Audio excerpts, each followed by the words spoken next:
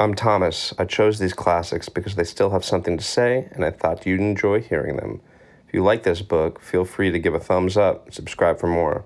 Now let's step inside.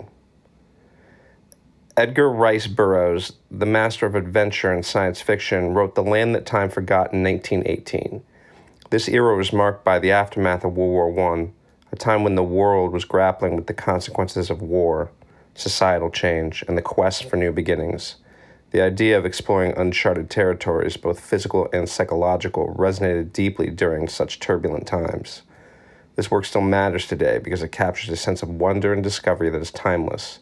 It speaks to our innate curiosity about the unknown and our desire to explore beyond the boundaries we've set for ourselves. Burroughs' vivid imagination and his ability to transport readers to other worlds continues to inspire, making this book as relevant now as it was when it was first published. The Land That Time Forgot by Edgar Rice Burroughs, published 1918.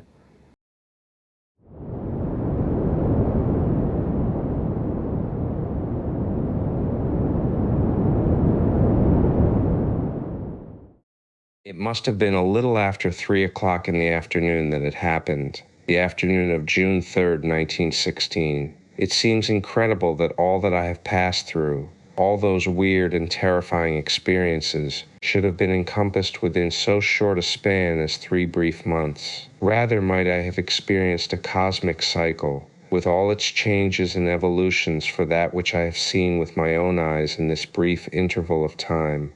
Things that no other mortal eye had seen before, glimpses of a world past, a world dead, a world so long dead that even in the lowest Cambrian stratum no trace of it remains. Fused with the melting inner crust, it has passed forever beyond the ken of man, other than in that lost pocket of the earth whither fate has borne me and where my doom is sealed. I am here, and here must remain. After reading this far, my interest, which already had been stimulated by the finding of the manuscript, was approaching the boiling point. I had come to Greenland for the summer, on the advice of my physician, and was slowly being bored to extinction, as I had thoughtlessly neglected to bring sufficient reading matter. Being an indifferent fisherman, my enthusiasm for this form of sport soon waned. Yet in the absence of other forms of recreation, I was now risking my life in an entirely inadequate boat off Cape Farewell at the southernmost extremity of Greenland. Greenland. As a descriptive appellation, it is a sorry joke, but my story has nothing to do with Greenland, nothing to do with me, so I shall get through with the one and the other as rapidly as possible. The inadequate boat finally arrived at a precarious landing, the natives, waist-deep in the surf, assisting. I was carried ashore, and while the evening meal was being prepared, I wandered to and fro along the rocky, shattered shore. Bits of surf-harried beach clove the worn granite, or whatever the rocks of Cape Farewell may be composed of, and as I followed the ebbing tide down one of these soft stretches, I saw the thing. Were one to bump into a Bengal tiger in the ravine behind the Bimini Baths, one could be no more surprised than was I to see a perfectly good quart thermos bottle turning and twisting in the surf of Cape Farewell at the southern extremity of Greenland. I rescued it, but I was soaked above the knees doing it, and then I sat down in the sand and opened it, and in the long twilight read the manuscript, neatly written and tightly folded, which was its contents. You have read the opening paragraph, and if you are an imaginative idiot like myself, you will want to read the rest of it. So I shall give it to you here, omitting quotation marks, which are difficult of remembrance. In 2 minutes you will forget me. My home is in Santa Monica. I am, or was, junior member of my father's firm. We are shipbuilders. Of recent years, we have specialized on submarines, which we have built for Germany, England, France, and the United States. I know a sub as a mother knows her baby's face, and have commanded a score of them on their trial runs. Yet my inclinations were all toward aviation. I graduated under Curtis, and after a long siege with my father obtained his permission to try for the Lafayette Escadrille. As a stepping stone, I obtained an appointment in the American Ambulance Service, and was on my way to France when 3 shrill whistles altered In as many seconds, my entire scheme of life. I was sitting on deck with some of the fellows who were going into the American ambulance service with me. My Airedale, Crown Prince Nobbler, asleep at my feet, when the first blast of the whistle shattered the peace and security of the ship. Ever since entering the U-boat zone, we had been on the lookout for periscopes, and children that we were, bemoaning the unkind fate that was to see us safely into France on the morrow without a glimpse of the dread marauders. We were young, we craved thrills, and God knows we got them that day, yet by comparison with that through which I have since passed, they were as tame as a Punch and Judy show. I shall never forget the ashy faces of the passengers as they stampeded for their life belts, though there was no panic. Nobbs rose with a low growl. I rose also, and over the ship's side, I saw not 200 yards distant the periscope of a submarine. While racing toward the liner, the wake of a torpedo was distinctly visible. We were aboard an American ship, which of course was not armed. We were entirely defenseless. Yet without warning, we were being torpedoed. I stood rigid, spellbound, watching the white wake of the torpedo. It struck us on the starboard side, almost amidships. The vessel rocked as though the sea beneath it had been uptorn by a mighty volcano. We were thrown to the decks, bruised and stunned, and then above the ship, carrying with it fragments of steel and wood and dismembered human bodies, rose a column of water hundreds of feet into the air. The silence which followed the detonation of the exploding torpedo was almost equally horrifying. It lasted for perhaps 2 seconds, to be followed by the screams and moans of the wounded, the cursing of the men, and the hoarse commands of the ship's officers. They were splendid, they and their crew. Never before had I been so proud of my nationality as I was that moment. In all the chaos which followed the torpedoing of the liner, no officer or member of the crew lost his head or showed in the slightest any degree of panic or fear. While we were attempting to lower boats, the submarine emerged and trained guns on us. The officer in command ordered us to lower our flag, but this the captain of the liner refused to do. The ship was listing frightfully to starboard, rendering the port boats useless, while half the starboard boats had been demolished by the explosion. Even while the passengers were crowding the starboard rail and scrambling into the few boats left to us, the submarine commenced shelling the ship. I saw one shell burst in a group of women and children, and then I turned my head and covered my eyes. When I looked again to horror was added chagrin, for with the emerging of the U-boat I had recognized her as a product of our own shipyard. I knew her to a rivet. I had superintended her construction. I had sat in that very conning tower and directed the efforts of the sweating crew below, when first her prow clove the sunny summer waters of the Pacific, and now this creature of my brain and hand had turned Frankenstein, bent upon pursuing me to my death.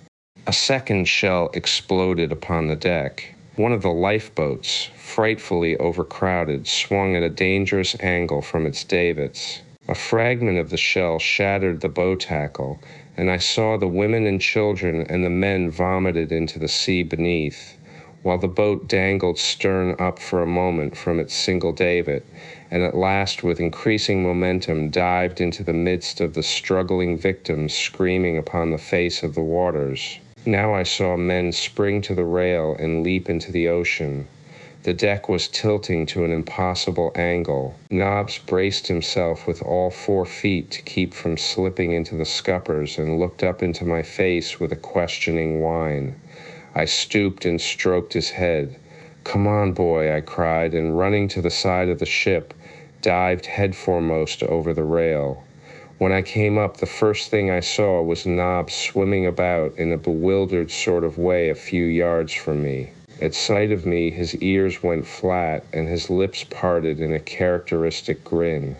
The submarine was withdrawing toward the north, but all the time it was shelling the open boats, 3 of them, loaded to the gunwales with survivors. Fortunately, the small boats presented a rather poor target, which combined with the bad marksmanship of the Germans preserved their occupants from harm, and after a few minutes a blotch of smoke appeared upon the eastern horizon, and the U-boat submerged and disappeared. All the time the lifeboats had been pulling away from the danger of the sinking liner, and now, though I yelled at the top of my lungs, they either did not hear my appeals for help, or else did not dare return to succor me. Nobbs and I had gained some little distance from the ship when it rolled completely over and sank. We were caught in the suction only enough to be drawn backward a few yards, neither of us being carried beneath the surface. I glanced hurriedly about for something to which to cling. My eyes were directed toward the point at which the liner had disappeared when there came from the depths of the ocean the muffled reverberation of an explosion, and almost simultaneously a geyser of water in which were shattered lifeboats, human bodies, steam, coal, oil, and the flotsam of a liner's deck leaped high above the surface of the sea, a watery column momentarily marking the grave of another ship in this greatest cemetery of the seas. When the turbulent waters had somewhat subsided and the sea had ceased to spew up wreckage, I ventured to swim back in search of something substantial enough to support my weight and that of Nobbs as well. I had gotten well over the area of the wreck when not a half-dozen yards ahead of me, a lifeboat shot bow foremost out of the ocean almost its entire length, to flop down upon its keel with a mighty splash. It must have been carried far below, held to its mother ship by a single rope which finally parted to the enormous strain put upon it. In no other way can I account for its having leaped so far out of the water, a beneficent circumstance to which I doubtless owe my life, and that of another far dearer to me than my own. I say beneficent circumstance even in the face of the fact that a fate far more hideous confronts us than that which we escaped that day. For because of that circumstance I have met her whom otherwise I never should have known. I have met and loved her. At least I have had that great happiness in life. Nor can Caspak with all her horrors expunge that which has been. So for the 1000th time I thank the strange fate which sent that lifeboat hurtling upward from the green pit of destruction to which it had been dragged, sent it far up above the surface, emptying its water as it rose above the waves, and dropping it upon the surface of the sea, buoyant and safe. It did not take me long to clamber over its side and drag Nobbs into comparative safety, and then I glanced around upon the scene of death and desolation which surrounded us. The sea was littered with wreckage among which floated the pitiful forms of women and children, buoyed up by their useless life belts. Some were torn and mangled, others lay rolling quietly to the motion of the sea, their countenances composed and peaceful. Others were set in hideous lines of agony or horror. Close to the boat's side floated the figure of a girl. Her face was turned upward, held above the surface by her life belt, and was framed in a floating mass of dark and waving hair. She was very beautiful. I had never looked upon such perfect features, such a divine molding which was at the same time human, intensely human. It was a face filled with character and strength and femininity, the face of one who was created to love and to be loved. The cheeks were flushed to the hue of life and health and vitality, and yet she lay there upon the bosom of the sea, dead. I felt something rise in my throat as I looked down upon that radiant vision, and I swore that I should live to avenge her murder. And then I let my eyes drop once more to the face upon the water, and what I saw nearly tumbled me backward into the sea, for the eyes in the dead face had opened, the lips had parted, and one hand was raised toward me in a mute appeal for succor. She lived. She was not dead. I leaned over the boat's side and drew her quickly in to the comparative safety which God had given me. I removed her life belt and my soggy coat and made a pillow for her head. I chafed her hands and arms and feet. I worked over her for an hour, and at last I was rewarded by a deep sigh, and again those great eyes opened and looked into mine. At that I was all embarrassment. I have never been a ladies' man. At Leland Stanford I was the butt of the class because of my hopeless imbecility in the presence of a pretty girl, but the men liked me nevertheless. I was rubbing one of her hands when she opened her eyes, and I dropped it as though it were a red-hot rivet. Those eyes took me in slowly from head to foot. Then they wandered slowly around the horizon marked by the rising and falling gunwales of the lifeboat. They looked at Nobbs and softened, and then came back to me filled with questioning. I stammered, moving away and stumbling over the next thwart. The vision smiled wanly. "Aye, sir," she replied faintly, and again her lips drooped, and her long lashes swept the firm, fair texture of her skin. "I hope that you are feeling better," I finally managed to say. "Do you know," she said after a moment of silence, "I have been awake for a long time, but I did not dare open my eyes. I thought I must be dead, and I was afraid to look, for fear that I should see nothing but blackness about me. I am afraid to die. Tell me what happened after the ship went down. I remember all that happened before. Oh, but I wish that I might forget it." A sob broke her voice. "The beasts," she went on after a moment, "and to think that I was to have married one of them, a lieutenant in the German Navy." Presently she resumed as though she had not ceased speaking. "I went down and down and down. I thought I should never cease to sink. I felt no particular distress until I suddenly started upward at ever-increasing velocity. Then my lungs seemed about to burst, and I must have lost consciousness, for I remember nothing more until I opened my eyes after listening to a torrent of invective against Germany and Germans. Tell me, please, all that happened after the ship sank." I told her then, as well as I could, all that I had seen, the submarine shelling the open boats and all the rest of it. She thought it marvelous that we should have been spared in so providential a manner, and I had a pretty speech upon my tongue's end, but lacked the nerve to deliver it.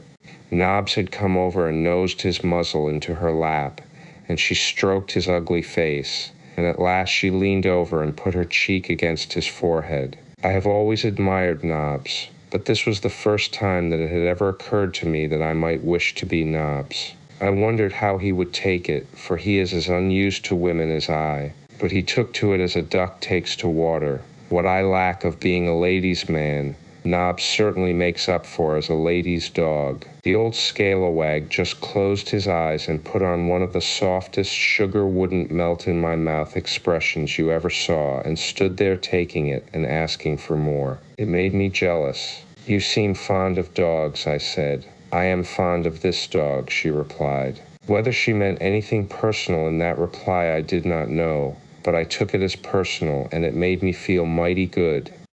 As we drifted about upon that vast expanse of loneliness, it is not strange that we should quickly become well acquainted. Constantly we scanned the horizon for signs of smoke, venturing guesses as to our chances of rescue. But darkness settled, and the black night enveloped us without ever the sight of a speck upon the waters. We were thirsty, hungry, uncomfortable, and cold. Our wet garments had dried but little, and I knew that the girl must be in grave danger from the exposure to a night of cold and wet upon the water in an open boat, without sufficient clothing and no food. I had managed to bail all the water out of the boat with cupped hands, ending by mopping the balance up with my handkerchief, a slow and back-breaking procedure. Thus I had made a comparatively dry place for the girl to lie down low in the bottom of the boat, where the sides would protect her from the night wind. And when at last she did so, almost overcome as she was by weakness and fatigue, I threw my wet coat over her further to thwart the chill. But it was of no avail. As I sat watching her, the moonlight marking out the graceful curves of her slender young body, I saw her shiver. "Isn't there something I can do?" I asked. "You can't lie there chilled through all night. Can't you suggest something?" She shook her head. "We must grin and bear it," she replied after a moment. Nobbler came and lay down on the thwart beside me, his back against my leg, and I sat staring in dumb misery at the girl, knowing in my heart of hearts that she might die before morning came, for what with the shock and exposure she had already gone through enough to kill almost any woman. And as I gazed down at her, so small and delicate and helpless, there was born slowly within my breast a new emotion.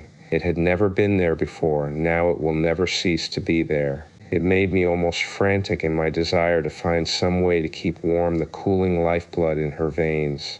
I was cold myself, though I had almost forgotten it until Nobbler moved and I felt a new sensation of cold along my leg against which he had lain, and suddenly realized that in that one spot I had been warm. Like a great light came the understanding of a means to warm the girl. Immediately I knelt beside her to put my scheme into practice, when suddenly I was overwhelmed with embarrassment. Would she permit it, even if I could muster the courage to suggest it? Then I saw her frame convulse, shudderingly, her muscles reacting to her rapidly lowering temperature, and casting prudery to the winds, I threw myself down beside her and took her in my arms, pressing her body close to mine. She drew away suddenly, voicing a little cry of fright, and tried to push me from her. "Forgive me," I managed to stammer. "It is the only way. You will die of exposure if you are not warmed, and Nobbs and I are the only means we can command for furnishing warmth." And I held her tightly while I called Nobbs and bade him lie down at her back. The girl didn't struggle any more when she learned my purpose, but she gave 2 or 3 little gasps, and then began to cry softly, burying her face on my arm, and thus she fell asleep. Toward morning I must have dozed, though it seemed to me at the time that I had lain awake for days instead of hours. When I finally opened my eyes, it was daylight, and the girl's hair was in my face, and she was breathing normally. I thanked God for that. She had turned her head during the night so that as I opened my eyes I saw her face not an inch from mine, my lips almost touching hers. It was Nobbs who finally awoke her. He got up, stretched, turned around a few times, and lay down again, and the girl opened her eyes and looked into mine. Hers went very wide at first, and then slowly comprehension came to her, and she smiled. "You have been very good to me," she said, as I helped her to rise, though if the truth were known I was more in need of assistance than she, the circulation all along my left side seeming to be paralyzed entirely. "You have been very good to me," and that was the only mention she ever made of it. Yet I know that she was thankful, and that only reserve prevented her from referring to what, to say the least, was an embarrassing situation, however unavoidable. Shortly after daylight we saw smoke apparently coming straight toward us, and after a time we made out the squat lines of a tug, one of those fearless exponents of England's supremacy of the sea that tows sailing ships into French and English ports. I stood up on a thwart and waved my soggy coat above my head. Nobbs stood upon another and barked. The girl sat at my feet, straining her eyes toward the deck of the oncoming boat. "They see us," she said at last. "There is a man answering your signal." She was right. A lump came into my throat, for her sake rather than for mine. She was saved, and none too soon. She could not have lived through another night upon the Channel. She might not have lived through the coming day. The tug came close beside us, and a man on deck threw us a rope. Willing hands dragged us to the deck, Nobbs scrambling nimbly aboard without assistance. The rough men were gentle as mothers with the girl. Plying us both with questions, they hustled her to the captain's cabin and me to the boiler room. They told the girl to take off her wet clothes and throw them outside the door that they might be dried, and then to slip into the captain's bunk and get warm. They didn't have to tell me to strip after I once got into the warmth of the boiler room. In a jiffy, my clothes hung about where they might dry most quickly, and I myself was absorbing, through every pore, the welcome heat of the stifling compartment. They brought us hot soup and coffee, and then those who were not on duty sat around and helped me damn the Kaiser and his brood. As soon as our clothes were dry, they bade us don them, as the chances were always more than fair in those waters that we should run into trouble with the enemy, as I was only too well aware, what with the warmth and the feeling of safety for the girl, and the knowledge that a little rest and food would quickly overcome the effects of her experiences of the past dismal hours. I was feeling more content than I had experienced since those 3 whistle blasts had shattered the peace of my world the previous afternoon. But peace upon the Channel has been but a transitory thing since August 1914. It proved itself such that morning, for I had scarce gotten into my dry clothes and taken the girl's apparel to the captain's cabin when an order was shouted down into the engine room for full speed ahead, and an instant later I heard the dull boom of a gun. In a moment I was up on deck to see an enemy submarine about 200 yards off our port bow. She had signaled us to stop, and our skipper had ignored the order, but now she had her gun trained on us, and the second shot grazed the cabin, warning the belligerent tug captain that it was time to obey. Once again an order went down to the engine room, and the tug reduced speed. The U-boat ceased firing and ordered the tug to come about and approach. Our momentum had carried us a little beyond the enemy craft, but we were turning now on the arc of a circle that would bring us alongside her. As I stood watching the maneuver and wondering what was to become of us,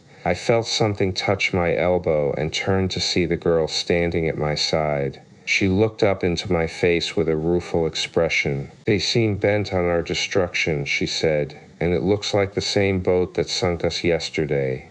"It is," I replied. "I know her well. I helped design her and took her out on her first run." The girl drew back from me with a little exclamation of surprise and disappointment. "I thought you were an American," she said. "I had no idea you were Nor am I replied. "Americans have been building submarines for all nations for many years. I wish, though, that we had gone bankrupt, my father and I, before ever we turned out that Frankenstein of a thing." We were approaching the U-boat at half speed now, and I could almost distinguish the features of the men upon her deck. A sailor stepped to my side and slipped something hard and cold into my hand. I did not have to look at it to know that it was a heavy pistol. "Tiker and user," was all he said. Our bow was pointed straight toward the U-boat now as I heard word pass to the engine for full speed ahead. I instantly grasped the brazen effrontery of the plucky English skipper. He was going to ram 500 tons of U-boat in the face of her trained gun. I could scarce repress a cheer. At first they didn't seem to grasp his intention. Evidently they thought they were witnessing an exhibition of poor seamanship, and they yelled their warnings to the tug to reduce speed and throw the helm hard to port. We were within 50 feet of them when they awakened to the intentional menace of our maneuver. Their gun crew was off its guard, but they sprang to their piece now and sent a futile shell above our heads. Knobs leaped about and barked furiously. "Let him have it," commanded the tug captain, and instantly revolvers and rifles poured bullets upon the deck of the submersible. 2 of the gun crew went down.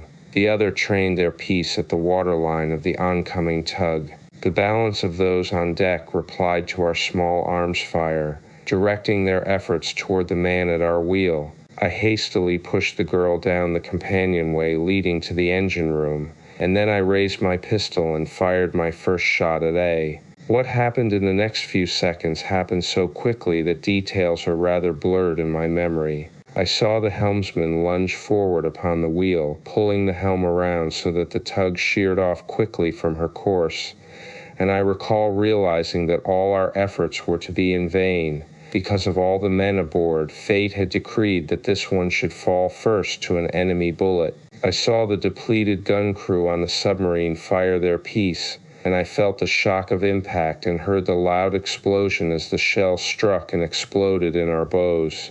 I saw and realized these things even as I was leaping into the pilot house and grasping the wheel, standing astride the dead body of the helmsman. With all my strength I threw the helm to starboard, but it was too late to effect the purpose of our skipper. The best I did was to scrape alongside the sub.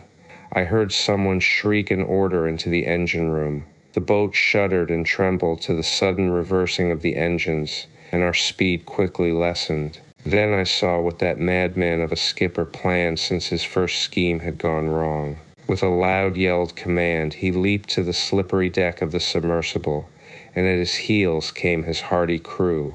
I sprang from the pilot house and followed, not to be left out in the cold when it came to strafing the. From the engine room companionway came the engineer and stockers, and together we leaped after the balance of the crew and into the hand-to-hand fight that was covering the wet deck with red blood. Beside me came Knobs, silent now and grim. Germans were emerging from the open hatch to take part in the battle on deck. At first the pistols cracked amidst the cursing of the men and the loud commands of the commander and his junior, but presently we were too indiscriminately mixed to make it safe to use our firearms, and the battle resolved itself into a hand-to-hand struggle for possession of the deck.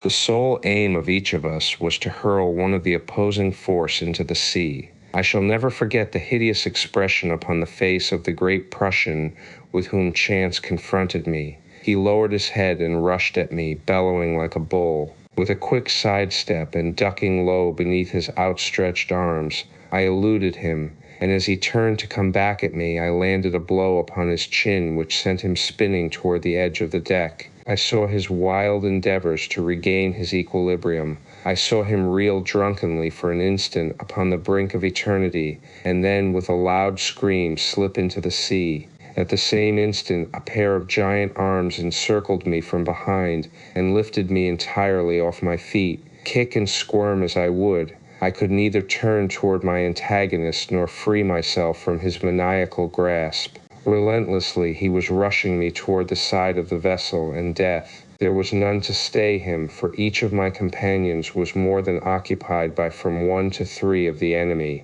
For an instant I was fearful for myself, and then I saw that which filled me with a far greater terror for another.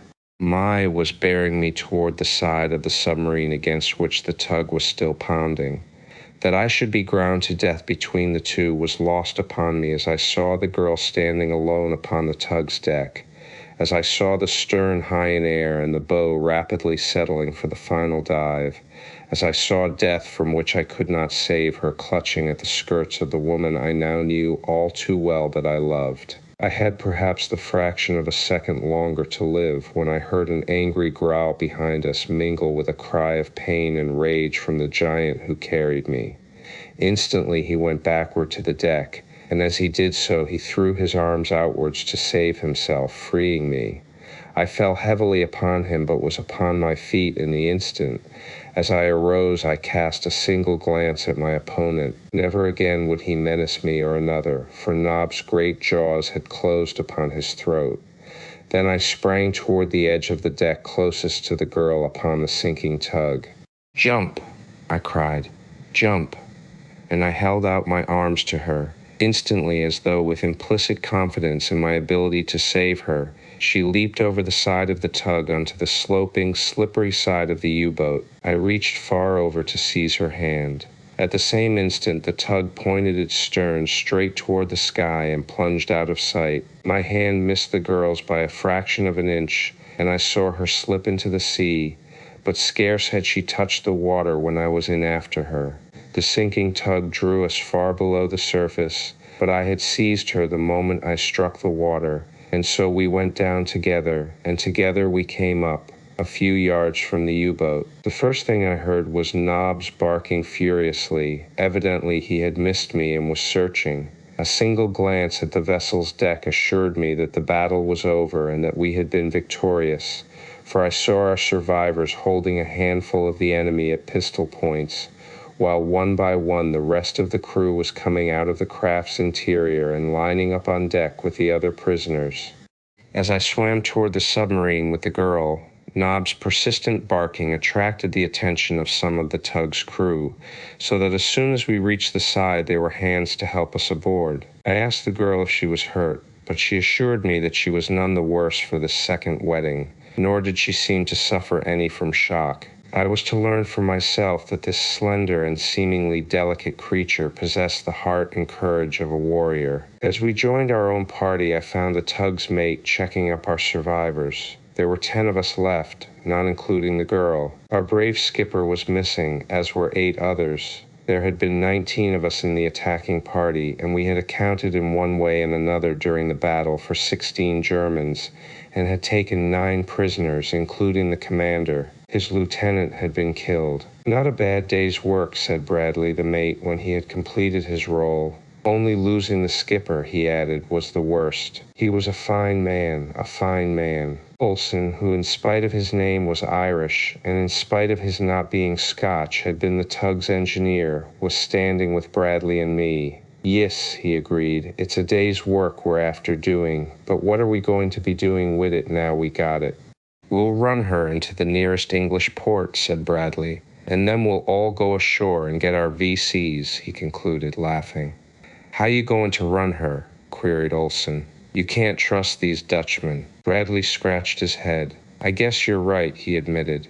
And I don't know the first thing about a sub. I do, I assured him.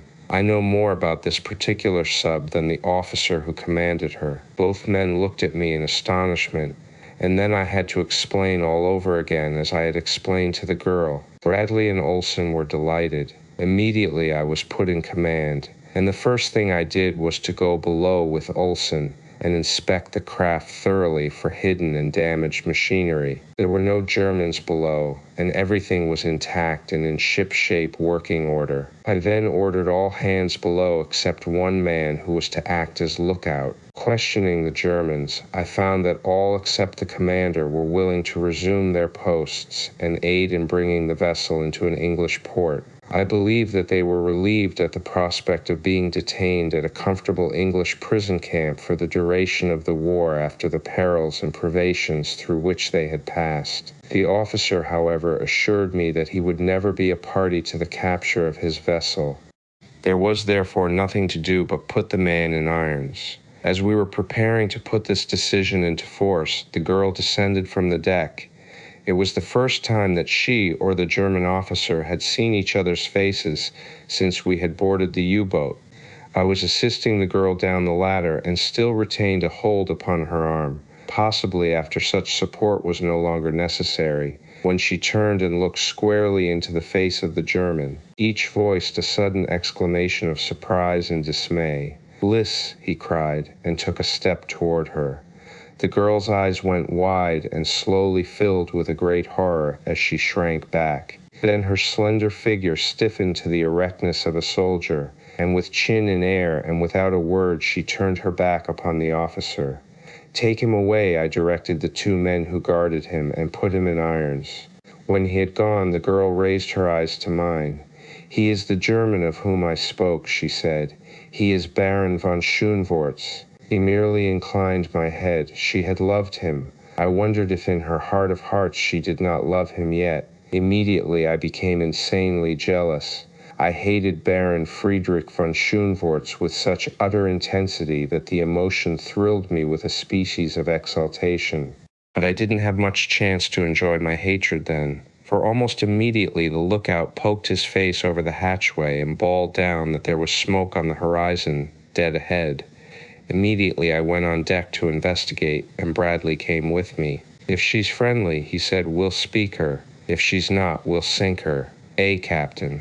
"Yes, Lieutenant," I replied, and it was his turn to smile. We hoisted the Union Jack and remained on deck, asking Bradley to go below and assign to each member of the crew his duty, placing one Englishman with a pistol beside each German. "Half speed ahead," I commanded. More rapidly now, we closed the distance between ourselves and the stranger until I could plainly see the red ensign of the British Merchant Marine.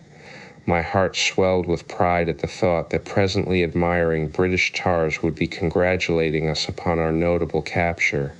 And just about then the merchant steamer must have sighted us, for she veered suddenly toward the north, and a moment later dense volumes of smoke issued from her funnels. Then, steering a zigzag course, she fled from us as though we had been the bubonic plague. I altered the course of the submarine and set off in chase, but the steamer was faster than we and soon left us hopelessly astern. With a rueful smile, I directed that our original course be resumed, and once again we set off toward merry England. That was 3 months ago, and we haven't arrived yet, nor is there any likelihood that we ever shall. The steamer we had just sighted must have wirelessed a warning, for it wasn't half an hour before we saw more smoke on the horizon, and this time the vessel flew the white ensign of the Royal Navy and carried guns. She didn't veer to the north or anywhere else, but bore down on us rapidly. I was just preparing to signal her when a flame flashed from her bows, and an instant later the water in front of us was thrown high by the explosion of a shell. Bradley had come on deck and was standing beside me. "About one more of those and she'll have our range," he said. "She doesn't seem to take much stock in our Union Jack." A second shell passed over us, and then I gave the command to change our direction, at the same time directing Bradley to go below and give the order to submerge. I passed knobs down to him and following saw to the closing and fastening of the hatch. It seemed to me that the diving tanks never had filled so slowly. We heard a loud explosion, apparently directly above us. The craft trembled to the shock which threw us all to the deck. I expected momentarily to feel the deluge of inrushing water, but none came. Instead, we continued to submerge until the manometer registered 40 feet, and then I knew that we were safe. Safe! I almost smiled. I had relieved Olson, who had remained in the tower at my direction, having been a member of one of the early British submarine crews, and therefore having some knowledge of the business. Bradley was at my side. He looked at me quizzically. "What the devil are we to do?" he asked. "The merchantman will flee us. The war vessel will destroy us. Neither will believe our colors or give us a chance to explain. We will meet even a worse reception if we go nosing around a British port. Mines, nets, and all of it. We can't do it. Let's try it again when this fellow has lost the scent," I urged. "There must come a ship that will believe us." And try it again we did, only to be almost rammed by a huge freighter. Later we were fired upon by a destroyer, and 2 merchantmen turned and fled at our approach. For 2 days we cruised up and down the channel trying to tell someone who would listen that we were friends, but no one would listen. After our encounter with the first warship, I had given instructions that a wireless message be sent out explaining our predicament, but to my chagrin I discovered that both sending and receiving instruments had disappeared. "There is only one place you can go," von Schoenvorts sent word to me, "and that is Kiel. You can't land anywhere else in these waters. If you wish, I will take you there, and I can promise that you will be treated well." "There is another place we can go," I sent back my reply, "and we will before we'll go to Germany. That place is hell." Those were anxious days, during which I had but little opportunity to associate with Lice. I had given her the commander's room, Bradley and I taking that of the deck officer, while Olson and 2 of our best men occupied the room ordinarily allotted to petty officers. I made Nob's bed down in Lice's room, for I knew she would feel less alone. Nothing of much moment occurred for a while after we left British waters behind us. We ran steadily along upon the surface, making good time. The first 2 boats we sighted made off as fast as they could go, and the third, a huge freighter, fired on us, forcing us to submerge. It was after this that our troubles commenced. One of the diesel engines broke down in the morning, and while we were working on it, the forward port diving tank commenced to fill. I was on deck at the time and noted the gradual list. Guessing at once what was happening, I leaped for the hatch and, slamming it closed above my head, dropped to the centrale. By this time the craft was going down by the head with a most unpleasant list to port, and I didn't wait to transmit orders to someone else, but ran as fast as I could for the valve that let the sea into the forward port diving tank. It was wide open. To close it and to have the pump started that would empty it were the work of but a minute, but we had a close call. I knew that the valve had never opened itself. Someone had opened it, someone who was willing to die himself if he might at the same time encompass the death of all of us.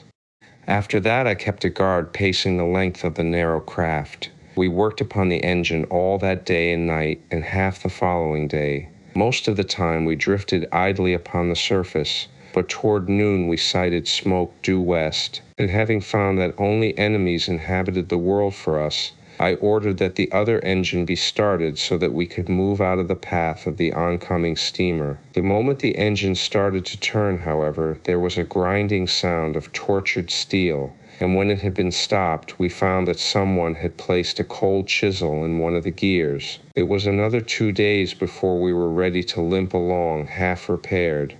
The night before the repairs were completed, the sentry came to my room and awoke me. He was rather an intelligent fellow of the English middle class, in whom I had much confidence.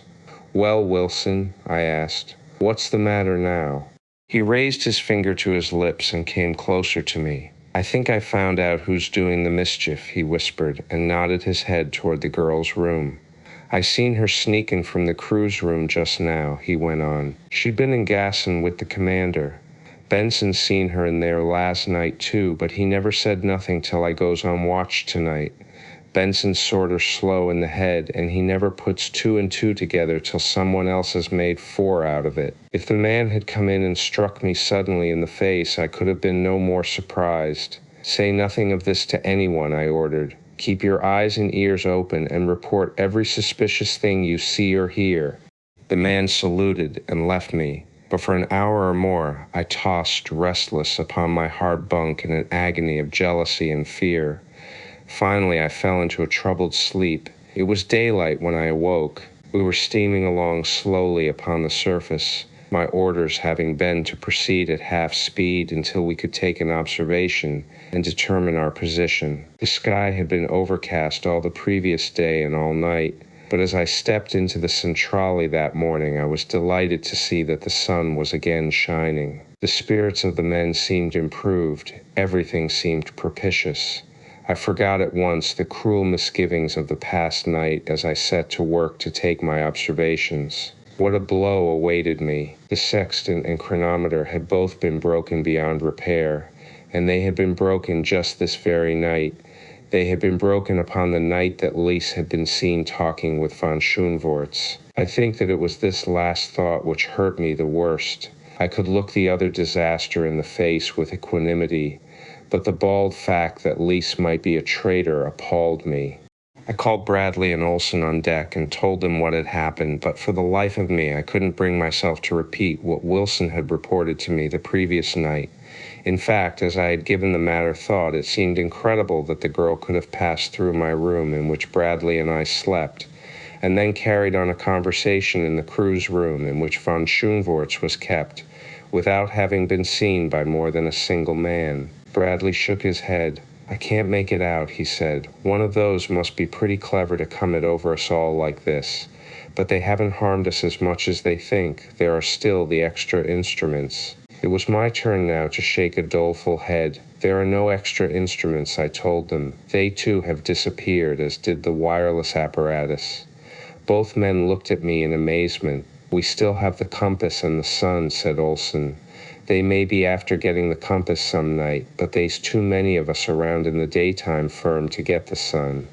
It was then that one of the men stuck his head up through the hatchway and, seeing me, asked permission to come on deck and get a breath of fresh air. I recognized him as Benson, the man who Wilson had said reported having seen Lise with von Schoenvorts 2 nights before. I motioned him on deck and then called him to one side, asking if he had seen anything out of the way or unusual during his trick on watch the night before.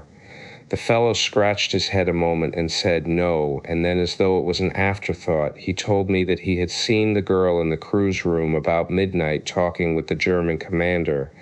But as there hadn't seemed to him to be any harm in that, he hadn't said anything about it, telling him never to fail to report to me anything in the slightest out of the ordinary routine of the ship. I dismissed him.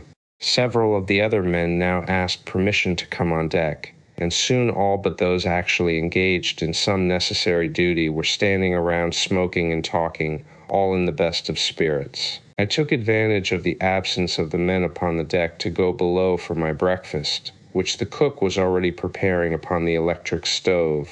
Lise, followed by Nobbs, appeared as I entered the centrale. She met me with a pleasant good morning, which I am afraid I replied to in a tone that was rather constrained and surly. Will you breakfast with me? I suddenly asked the girl, determined to commence a probe of my own along the lines which duty demanded. She nodded a sweet acceptance of my invitation, and together we sat down at the little table of the officers' mess. You slept well last night? I asked. All night, she replied. I am a splendid sleeper. Her manner was so straightforward and honest that I could not bring myself to believe in her duplicity. Yet, thinking to surprise her into a betrayal of her guilt, I blurted out, the chronometer and sextant were both destroyed last night. There is a traitor among us. But she never turned a hair by way of evidencing guilty knowledge of the catastrophe. Who could it have been? She cried. The Germans would be crazy to do it, for their lives are as much at stake as ours.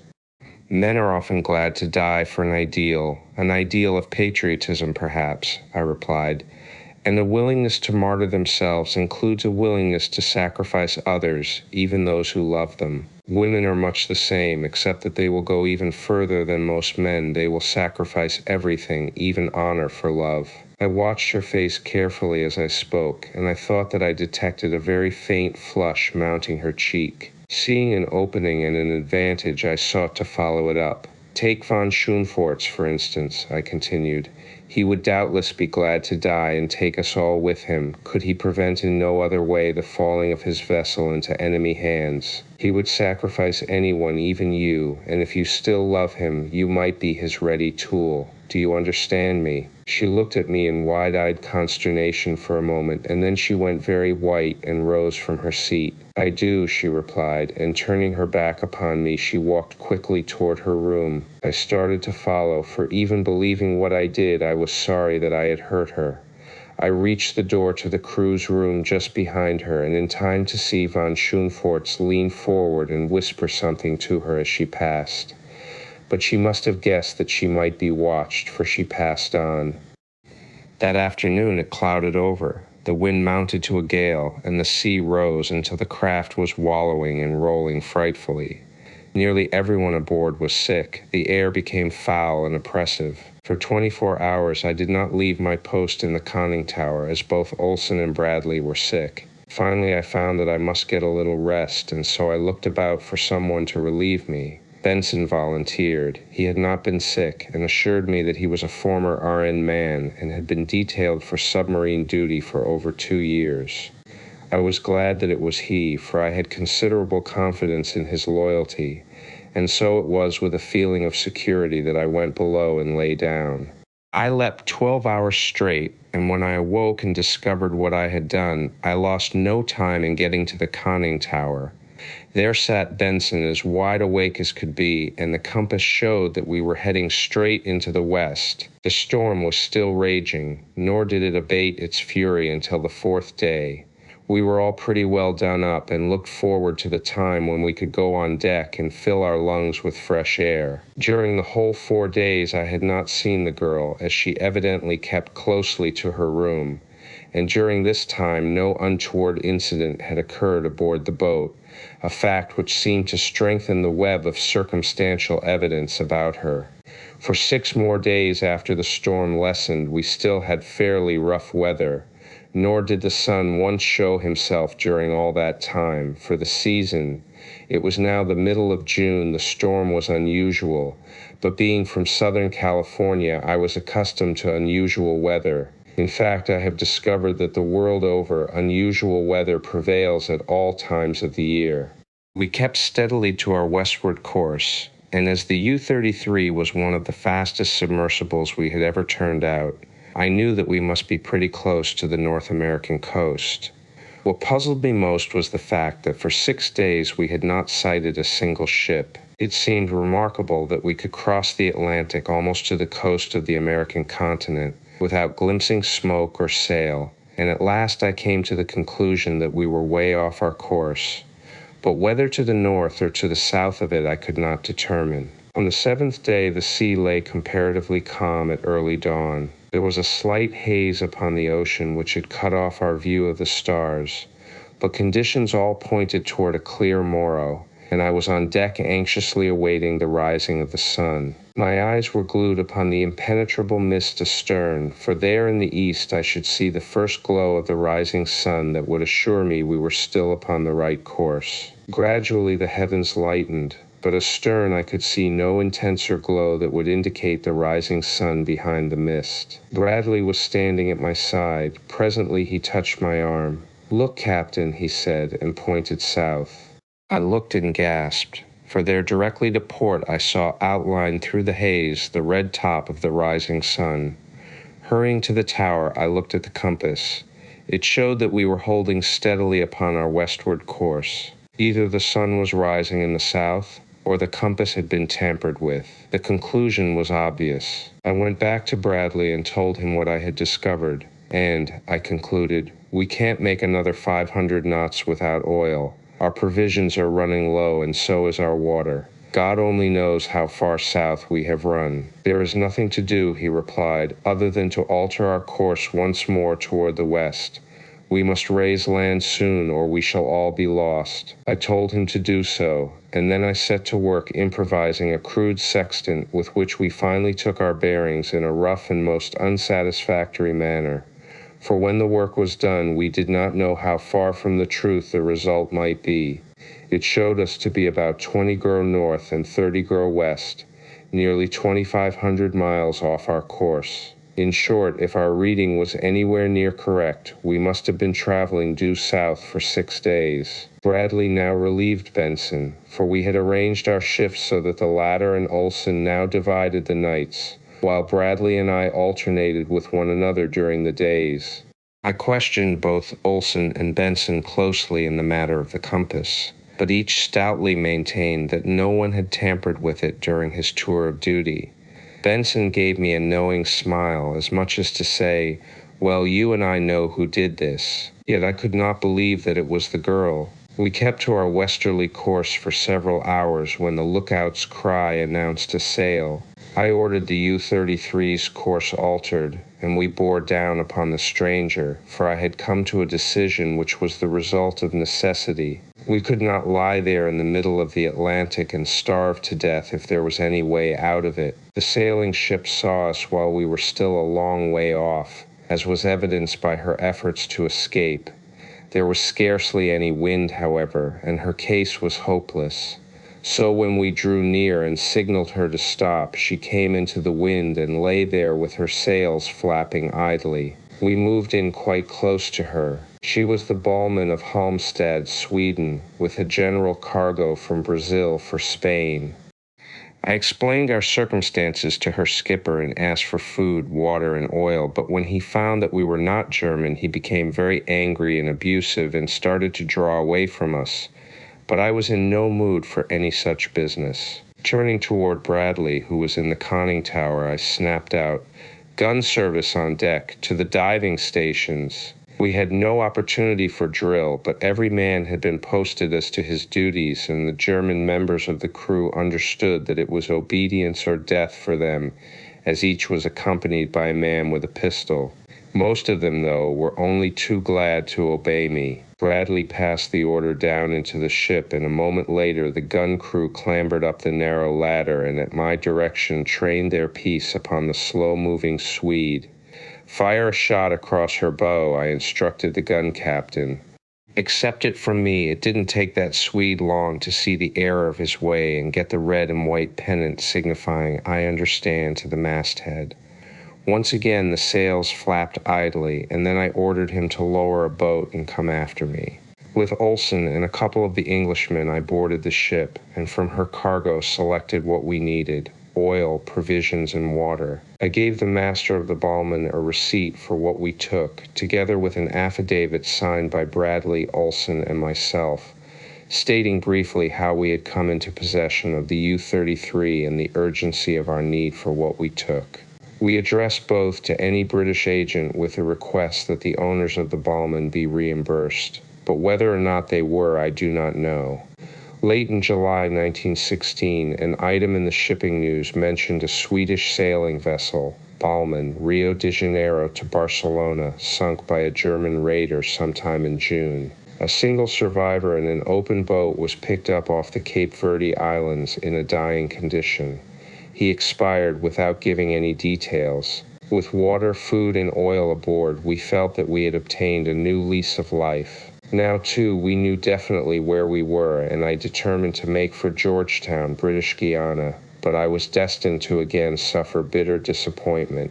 6 of us of the loyal crew had come on deck either to serve the gun or board the Swede during our set-to with her, and now, one by one, we descended the ladder into the Central. I was the last to come, and when I reached the bottom I found myself looking into the muzzle of a pistol in the hands of Baron Friedrich von Schoenvorts. I saw all my men lined up at one side with the remaining 8 Germans standing guard over them. I couldn't imagine how it had happened, but it had. Later I learned that they had first overpowered Benson, who was asleep in his bunk, and taken his pistol from him, and then had found it an easy matter to disarm the cook and the remaining 2 Englishmen below.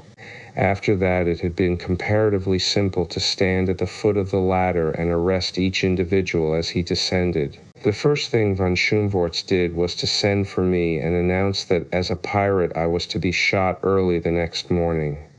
Then he explained that the U-33 would cruise in these waters for a time, sinking neutral and enemy shipping indiscriminately, and looking for one of the German raiders that was supposed to be in these parts. He didn't shoot me the next morning as he had promised, and it has never been clear to me why he postponed the execution of my sentence. Instead, he kept me ironed just as he had been. Then he kicked Bradley out of my room and took it all to himself. We cruised for a long time, sinking many vessels, all but one by gunfire, but we did not come across a German raider. I was surprised to note that von Schoenvorts often permitted Benson to take command, but I reconciled this by the fact that Benson appeared to know more of the duties of a submarine commander than did any of the stupid Germans. Once or twice Liz passed me, but for the most part she kept to her room. The first time she hesitated as though she wished to speak to me, but I did not raise my head, and finally she passed on. Then one day came the word that we were about to round the Horn and that von Schoenvorts had taken it into his fool head to cruise up along the Pacific coast of North America and prey upon all sorts and conditions of merchantmen. "I'll put the fear of God and the Kaiser into them," he said. The very first day we entered the South Pacific, we had an adventure. It turned out to be quite the most exciting adventure I had ever encountered. It fell about this way. About 8 bells of the forenoon watch, I heard a hail from the deck, and presently the footsteps of the entire ship's company. From the amount of noise I heard at the ladder, someone yelled back to those who had not yet reached the level of the deck, "It's the raider, the German raider Geyer." I saw that we had reached the end of our rope. Below all was quiet. Not a man remained. A door opened at the end of the narrow hull, and presently Nobbs came trotting up to me. He licked my face and rolled over on his back, reaching for me with his big, awkward paws. Then other footsteps sounded, approaching me. I knew whose they were, and I looked straight down at the flooring. The girl was coming almost at a run. She was at my side immediately. "Here," she cried, "quick!" And she slipped something into my hand. It was a key, the key to my irons. At my side she also laid a pistol, and then she went on into the centrale. As she passed me, I saw that she carried another pistol for herself. It did not take me long to liberate myself, and then I was at her side. "How can I thank you?" I started. But she shut me up with a word. "Do not thank me," she said coldly. "I do not care to hear your thanks or any other expression from you. Do not stand there looking at me. I have given you a chance to do something. Now do it." The last was a peremptory command that made me jump. Glancing up, I saw that the tower was empty, and I lost no time in clambering up. Looking about me, about 100 yards off lay a small, swift cruiser raider, and above her floated the German man-of-war's flag. A boat had just been lowered, and I could see it moving toward us, filled with officers and men. The cruiser lay dead ahead. My, I thought, what a wonderful target. I stopped even thinking, so surprised and shocked was I by the boldness of my imagery. The girl was just below me. I looked down on her wistfully. Could I trust her? Why had she released me at this moment? I must. There was no other way. I dropped back below. "Ask Olson to step down here, please," I requested. "And don't let anyone see you ask him." She looked at me with a puzzled expression on her face for the barest fraction of a second, and then she turned and went up the ladder. A moment later, Olson returned, and the girl followed him. "Quick," I whispered to the big Irishman, and made for the bow compartment where the torpedo tubes are built into the boat. Here, too, were the torpedoes. The girl accompanied us, and when she saw the thing I had in mind, she stepped forward and lent a hand to the swinging of the great cylinder of death and destruction into the mouth of its tube. With oil and main strength, we shoved the torpedo home and shut the tube. Then I ran back to the conning tower, praying in my heart of hearts that the U-33 had not swung her bow away from the prey. No, thank God. Never could aim have been truer. I signaled back to Olson. Let her go. The U-33 trembled from stem to stern as the torpedo shot from its tube. I saw the white wake leap from her bow straight toward the enemy cruiser. A chorus of hoarse yells arose from the deck of our own craft. I saw the officers stand suddenly erect in the boat that was approaching us, and I heard loud cries and curses from the raider. Then I turned my attention to my own business. Most of the men on the submarine's deck were standing in paralyzed fascination, staring at the torpedo. Bradley happened to be looking toward the conning tower and saw me. I sprang on deck and ran toward him. "Quick," I whispered. "While they are stunned, we must overcome them." A German was standing near Bradley, just in front of him. The Englishman struck the fellow a frantic blow upon the neck and at the same time snatched his pistol from its holster. Von Schoenvorts had recovered from his first surprise quickly and had turned toward the main hatch to investigate. I covered him with my revolver, and at the same instant the torpedo struck the raider, the terrific explosion drowning the German's command to his men. Bradley was now running from one to another of our men, and though some of the Germans saw and heard him, they seemed too stunned for action.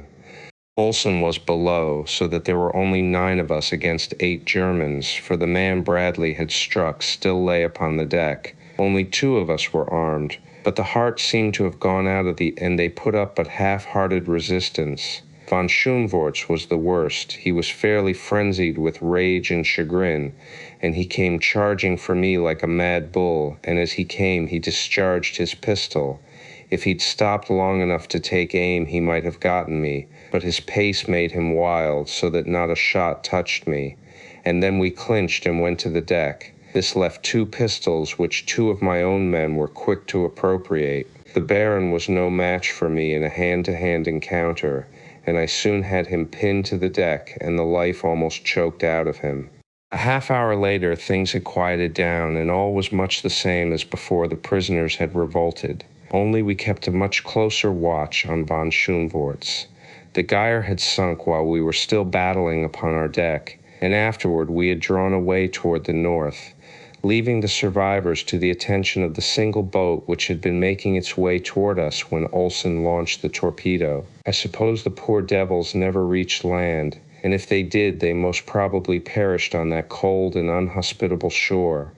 But I couldn't permit them aboard the U-33. We had all the Germans we could take care of. That evening, the girl asked permission to go on deck. She said that she felt the effects of long confinement below, and I readily granted her request. I could not understand her, and I craved an opportunity to talk with her again in an effort to fathom her and her intentions, and so I made it a point to follow her up the ladder. It was a clear, cold, beautiful night.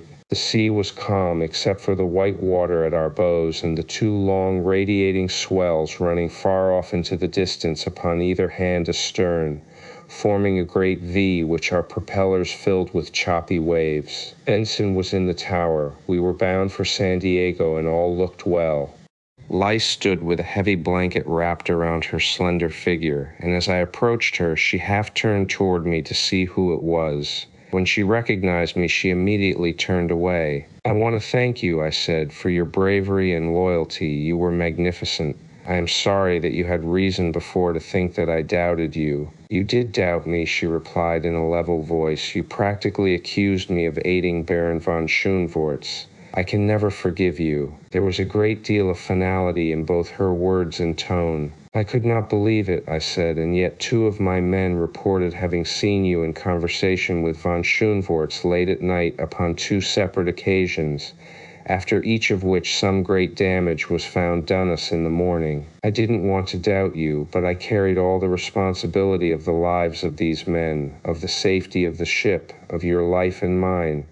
I had to watch you, and I had to put you on your guard against a repetition of your madness." She was looking at me now with those great eyes of hers, very wide and round. "Who told you that I spoke with Baron von Schoenvorts at night or any other time?" she asked. "I cannot tell you, Lice," I replied, "but it came to me from 2 different sources."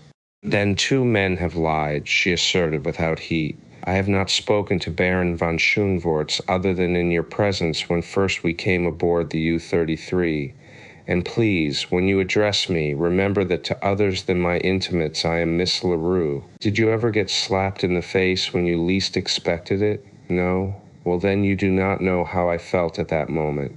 I could feel the hot red flush surging up my neck, across my cheeks, over my ears, clear to my scalp, and it made me love her all the more. It made me swear inwardly 1,000 solemn oaths that I would win her.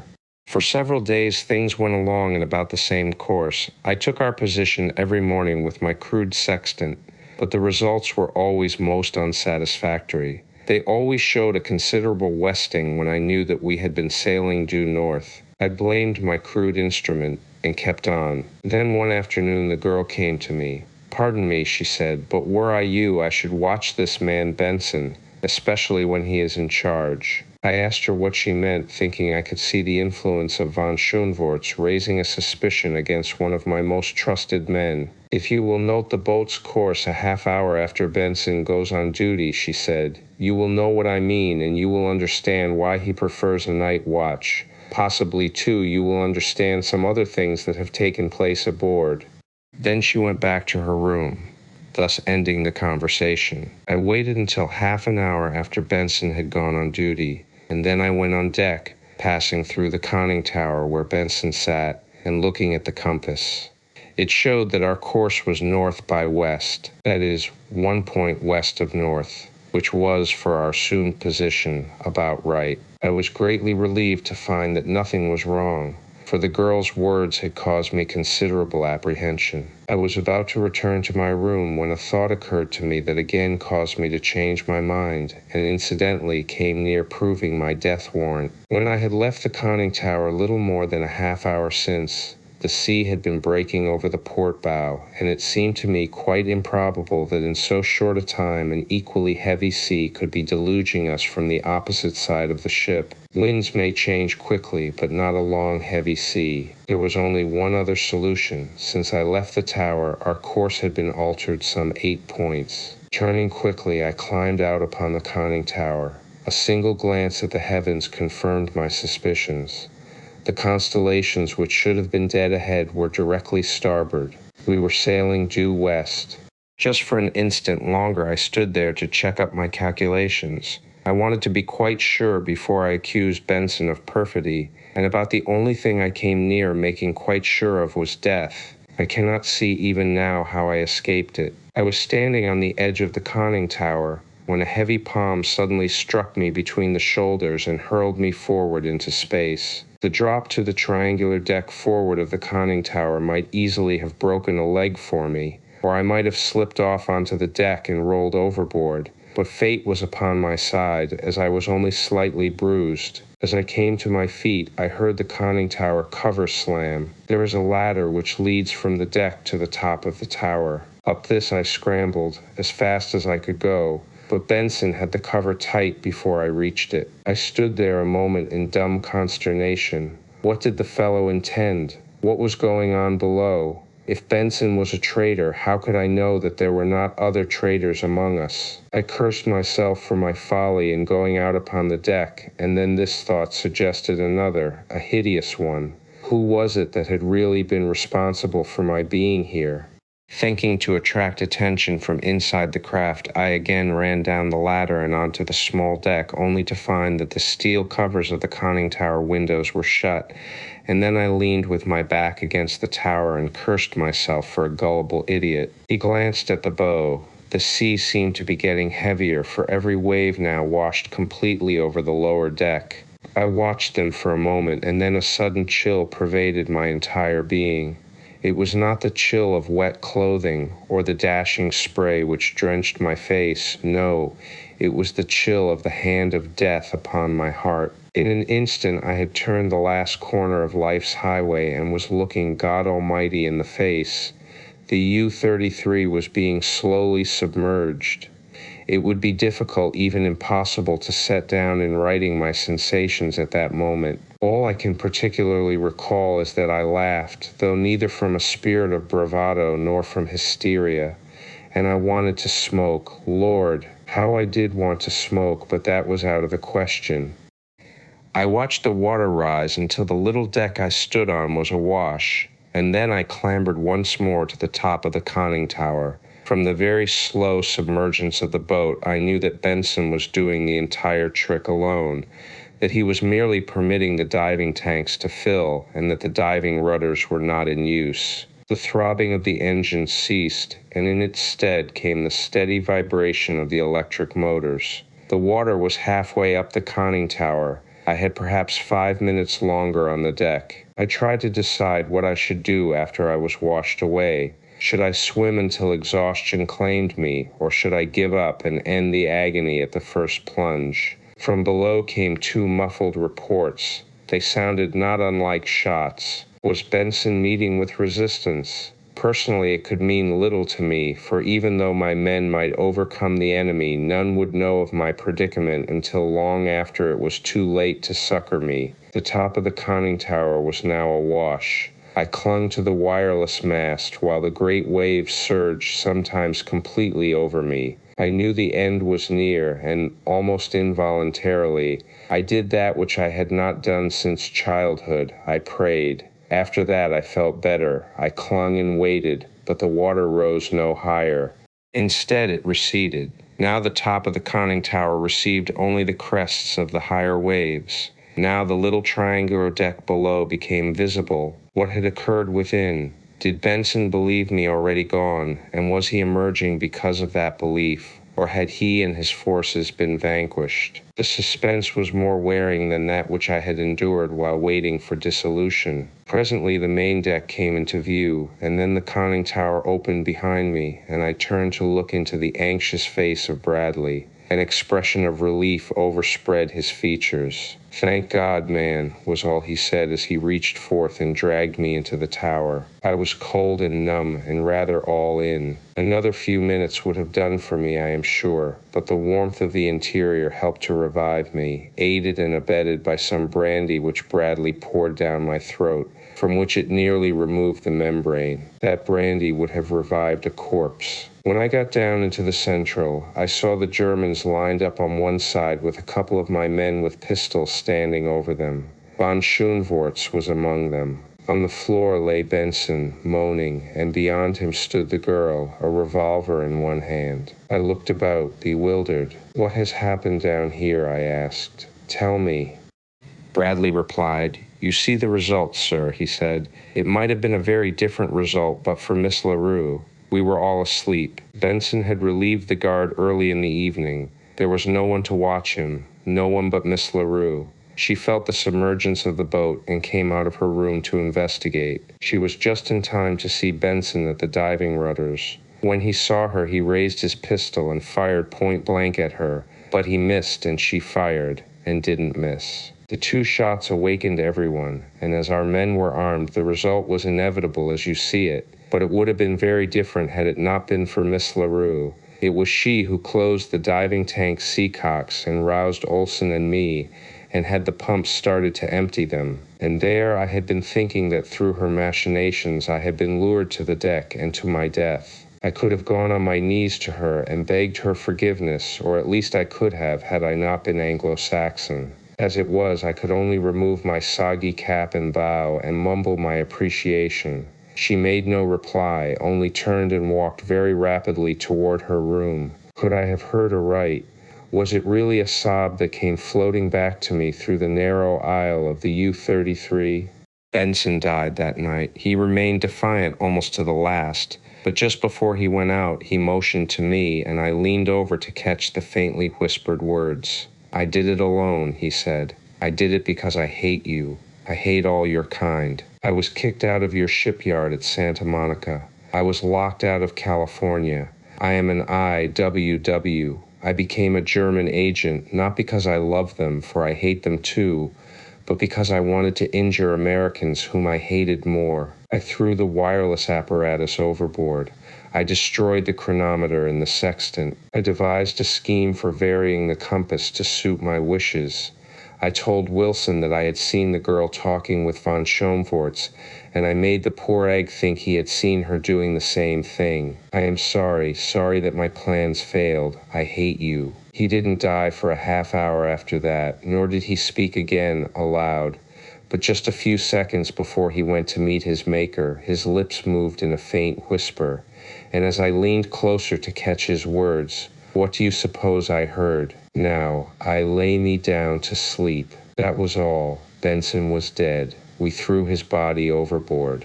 The wind of that night brought on some pretty rough weather with a lot of black clouds which persisted for several days. We didn't know what course we had been holding, and there was no way of finding out, as we could no longer trust the compass, not knowing what Benson had done to it. The long and the short of it was that we cruised about aimlessly until the sun came out again. I'll never forget that day or its surprises. We reckoned, or rather guessed, that we were somewhere off the coast of Peru. The wind, which had been blowing fitfully from the east, suddenly veered around into the south, and presently we felt a sudden chill. Peru, snorted Olson. When were ye's after smelling icebergs off Peru? Icebergs.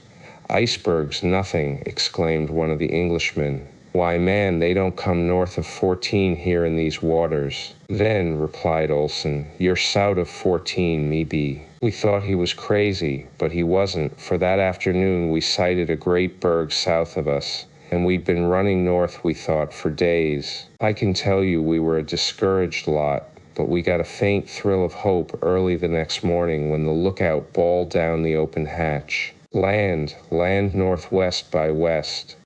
I think we were all sick for the sight of land. I know that I was, but my interest was quickly dissipated by the sudden illness of 3 of the Germans. Almost simultaneously they commenced vomiting. They couldn't suggest any explanation for it. I asked them what they had eaten, and found they had eaten nothing other than the food cooked for all of us. Have you drunk anything? I asked, for I knew that there was liquor aboard, and medicines in the same locker. Only water, moaned one of them. We all drank water together this morning. We opened a new tank. Maybe it was the water. I started an investigation which revealed a terrifying condition. Someone, probably Benson, had poisoned all the running water on the ship.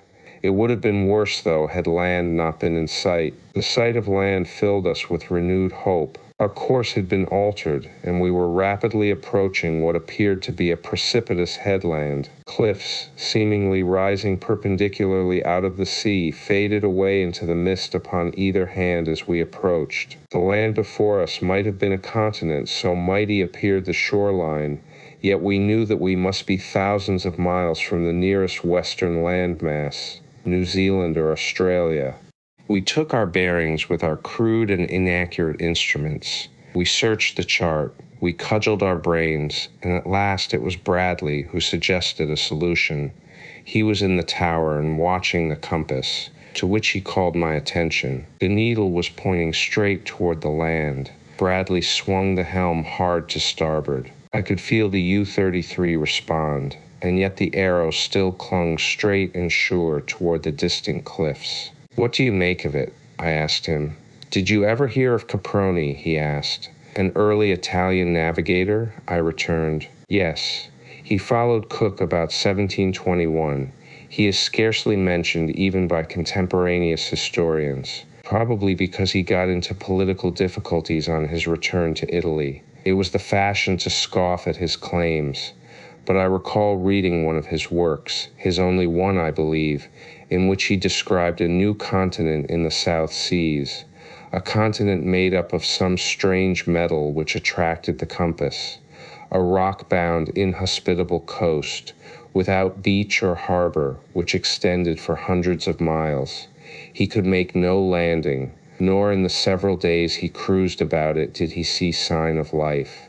He called it Caprona and sailed away. I believe, sir, that we are looking upon the coast of Caprona, uncharted and forgotten for 200 years. If you are right, it might account for much of the deviation of the compass during the past 2 days, I suggested. Caprona has been luring us upon her deadly rocks.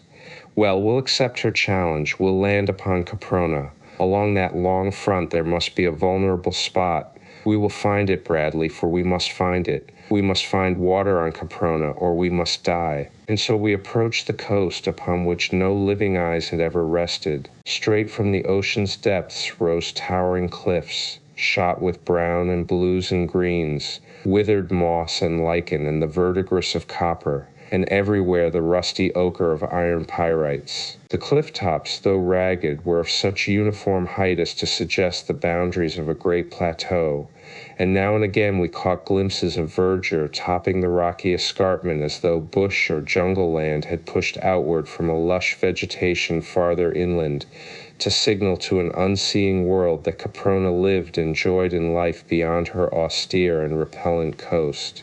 But metaphor, however poetic, never slaked a dry throat. To enjoy Caprona's romantic suggestions, we must have water, and so we came in close, always sounding, and skirted the shore. As close in as we dared cruise, we found fathomless depths, and always the same undented coastline of bald cliffs. As darkness threatened, we drew away and lay well off the coast all night. We had not as yet really commenced to suffer for lack of water, but I knew that it would not be long before we did, and so at the first streak of dawn I moved in again and once more took up the hopeless survey of the forbidding coast. Toward noon we discovered a beach, the first we had seen. It was a narrow strip of sand at the base of a part of the cliff that seemed lower than any we had before scanned. At its foot, half buried in the sand, lay great boulders, mute evidence that in a bygone age some mighty natural force had crumpled Caprona's barrier at this point. It was Bradley who first called our attention to a strange object lying among the boulders above the surf. "Looks like a man," he said, and passed his glasses to me. I looked long and carefully and could have sworn that the thing I saw was the sprawled figure of a human being.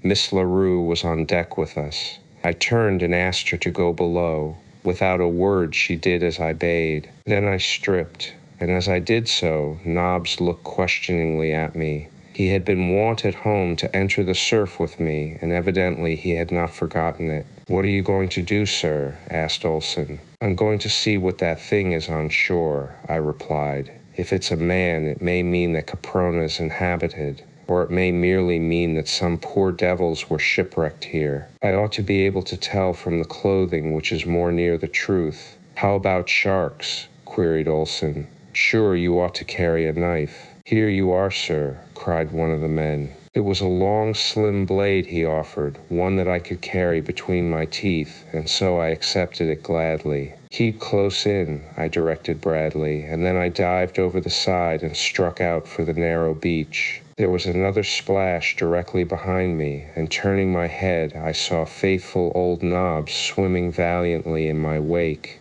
The surf was not heavy, and there was no undertow, so we made shore easily, effecting an equally easy landing. The beach was composed largely of small stones worn smooth by the action of water. There was little sand, though from the deck of the U-33 the beach had appeared to be all sand, and I saw no evidences of mollusca or crustacea such as are common to all beaches I have previously seen. I attribute this to the fact of the smallness of the beach, the enormous depth of surrounding water, and the great distance at which Caprona lies from her nearest neighbor.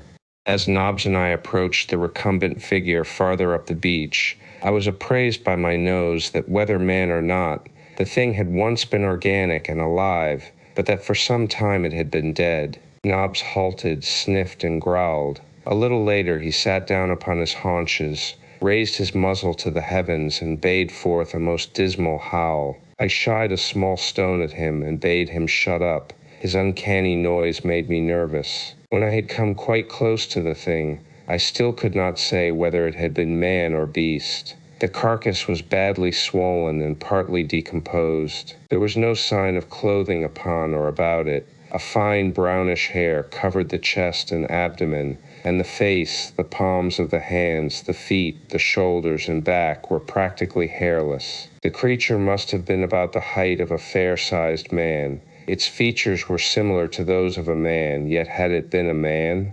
I could not say, for it resembled an ape no more than it did a man. Its large toes protruded laterally, as do those of the semi-arboreal peoples of Borneo, the Philippines, and other remote regions where low types still persist. The countenance might have been that of a cross between Pithecanthropus, the Java ape-man, and a daughter of the Piltdown race of prehistoric Sussex. A wooden cudgel lay beside the corpse. Now this fact set me thinking. There was no wood of any description in sight. There was nothing about the beach to suggest a wrecked mariner. There was absolutely nothing about the body to suggest that it might possibly in life have known a maritime experience. It was the body of a low type of man or a high type of beast. In neither instance would it have been of a seafaring race. Therefore I deduced that it was native to Caproni, that it lived inland, and that it had fallen or been hurled from the cliffs above. Such being the case, Caproni was inhabitable, if not inhabited by man. But how to reach the inhabitable interior? That was the question. A closer view of the cliffs than had been afforded me from the deck of the U-33 only confirmed my conviction that no mortal man could scale those perpendicular heights. There was not a finger-hold, not a toe-hold upon them. I turned away baffled. Nobbs and I met with no sharks upon our return journey to the submarine. My report filled everyone with theories and speculations, and with renewed hope and determination. They all reasoned along the same lines that I had reasoned. The conclusions were obvious, but not the water. We were now thirstier than ever. The balance of that day we spent in continuing a minute and fruitless exploration of the monotonous coast. There was not another break in the frowning cliffs, not even another minute patch of pebbly beach. As the sun fell, so did our spirits. I had tried to make advances to the girl again, but she would have none of me, and so I was not only thirsty, but otherwise sad and downhearted. I was glad when the new day broke the hideous spell of a sleepless night. The morning's search brought us no shred of hope. Caproni was impregnable. That was the decision of all, yet we kept on. It must have been about 2 bells of the afternoon watch that Bradley called my attention to the branch of a tree with leaves upon it floating on the sea. It may have been carried down to the ocean by a river, he suggested. Yes, I replied, it may have. It may have tumbled or been thrown off the top of one of these cliffs. Bradley's face fell. I thought of that too, he replied, but I wanted to believe the other. Right you are, I cried. We must believe the other until we prove it false. We can't afford to give up heart now, when we need heart most. The branch was carried down by a river, and we are going to find that river. I smote my open palm with a clenched fist, to emphasize a determination unsupported by hope. There, I cried suddenly. See that, Bradley? And I pointed at a spot closer to shore. See that, man? Some flowers and grasses and another leafy branch floated toward us. We both scanned the water and the coastline. Bradley evidently discovered something, or at least thought that he had. He called down for a bucket and a rope, and when they were passed up to him, he lowered the former into the sea and drew it in filled with water. Of this he took a taste, and straightening up, looked into my eyes with an expression of elation, as much as to say, I told you so. This water is warm, he announced, and fresh. I grabbed the bucket and tasted its contents. The water was very warm, and it was fresh, but there was a most unpleasant taste to it. Did you ever taste water from a stagnant pool full of tadpoles? Bradley asked. That's it, I exclaimed. That's just the taste exactly, though I haven't experienced it since boyhood. But how can water from a flowing stream taste thus, and what the dickens makes it so warm? It must be at least 70 or 80 Fahrenheit, possibly higher. Yes, agreed Bradley, I should say higher, but where does it come from? That is easily discovered now that we have found it, I answered.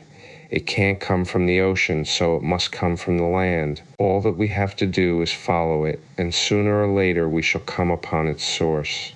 We were already rather close in, but I ordered the U-33's prow turned inshore, and we crept slowly along. constantly dipping up the water and tasting it to assure ourselves that we didn't get outside the freshwater current. There was a very light offshore wind and scarcely any breakers, so that the approach to the shore was continued without finding bottom. Yet though we were already quite close, we saw no indication of any indention in the coast from which even a tiny brooklet might issue, and certainly no mouth of a large river such as this must necessarily be to freshen the ocean even 200 yards from shore. The tide was running out, and this, together with the strong flow of the freshwater current, would have prevented our going against the cliffs even had we not been under power. As it was, we had to buck the combined forces in order to hold our position at all. We came up to within 25 feet of the sheer wall, which loomed high above us. There was no break in its forbidding face. As we watched the face of the waters and searched the cliff's high face, Olson suggested that the fresh water might come from a submarine geyser. This, he said, would account for its heat, but even as he spoke, a bush, covered thickly with leaves and flowers, bubbled to the surface and floated off astern. Flowering shrubs don't thrive in the subterranean caverns from which geysers spring, suggested Bradley. Olson shook his head. It beats me, he said. I've got it, I exclaimed suddenly. Look there, and I pointed at the base of the cliff ahead of us, which the receding tide was gradually exposing to our view. They all looked, and all saw what I had seen, the top of a dark opening in the rock through which water was pouring out into the sea. It's the subterranean channel of an inland river, I cried. It flows through a land covered with vegetation, and therefore a land upon which the sun shines. No subterranean caverns produce any order of plant life even remotely resembling what we have seen disgorged by this river. Beyond those cliffs lie fertile lands and fresh water, perhaps game. Yes, sir, said Olson, behind the cliffs. Ye spoke a true word, sir, behind. Bradley laughed, a rather sorry laugh, though. You might as well call our attention to the fact, sir, he said, that science has indicated that there is fresh water and vegetation on Mars. Not at all, I rejoined. A U-boat isn't constructed to navigate space, but it is designed to travel below the surface of the water. You'd be after sailing into that blank pocket, asked Olson. I would, Olson, I replied. We haven't one chance for life in 100,000 if we don't find food and water upon Caproni. This water coming out of the cliff is not salt, but neither is it fit to drink, though each of us has drunk. It is fair to assume that inland the river is fed by pure streams, that there are fruits and herbs and game. Shall we lie out here and die of thirst and starvation with a land of plenty possibly only a few hundred yards away? We have the means for navigating a subterranean river. Are we too cowardly to utilize this means? Be after going to it, said Olson. I'm willing to see it through, agreed Bradley. Then under the bottom, with the best of luck, and give 'em hell, cried a young fellow who had been in the trenches. To the diving stations, I commanded, and in less than a minute the deck was deserted.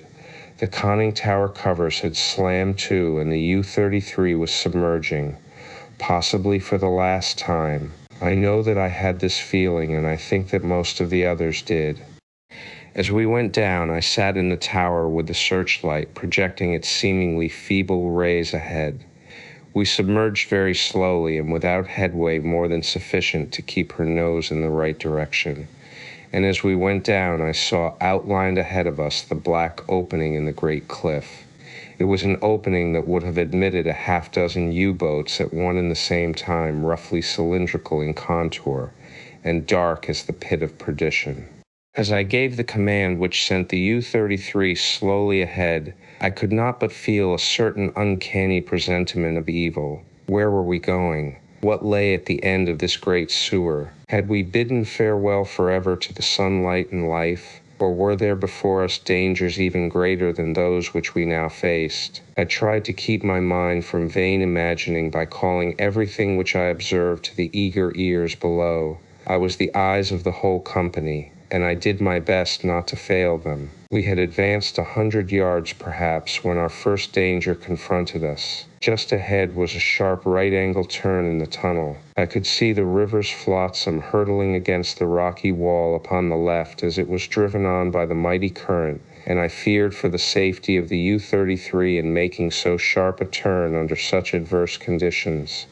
But there was nothing for it but to try. I didn't warn my fellows of the danger. It could have but caused them useless apprehension, for if we were to be smashed against the rocky wall, no power on earth could avert the quick end that would come to us. I gave the command full speed ahead and went charging toward the menace.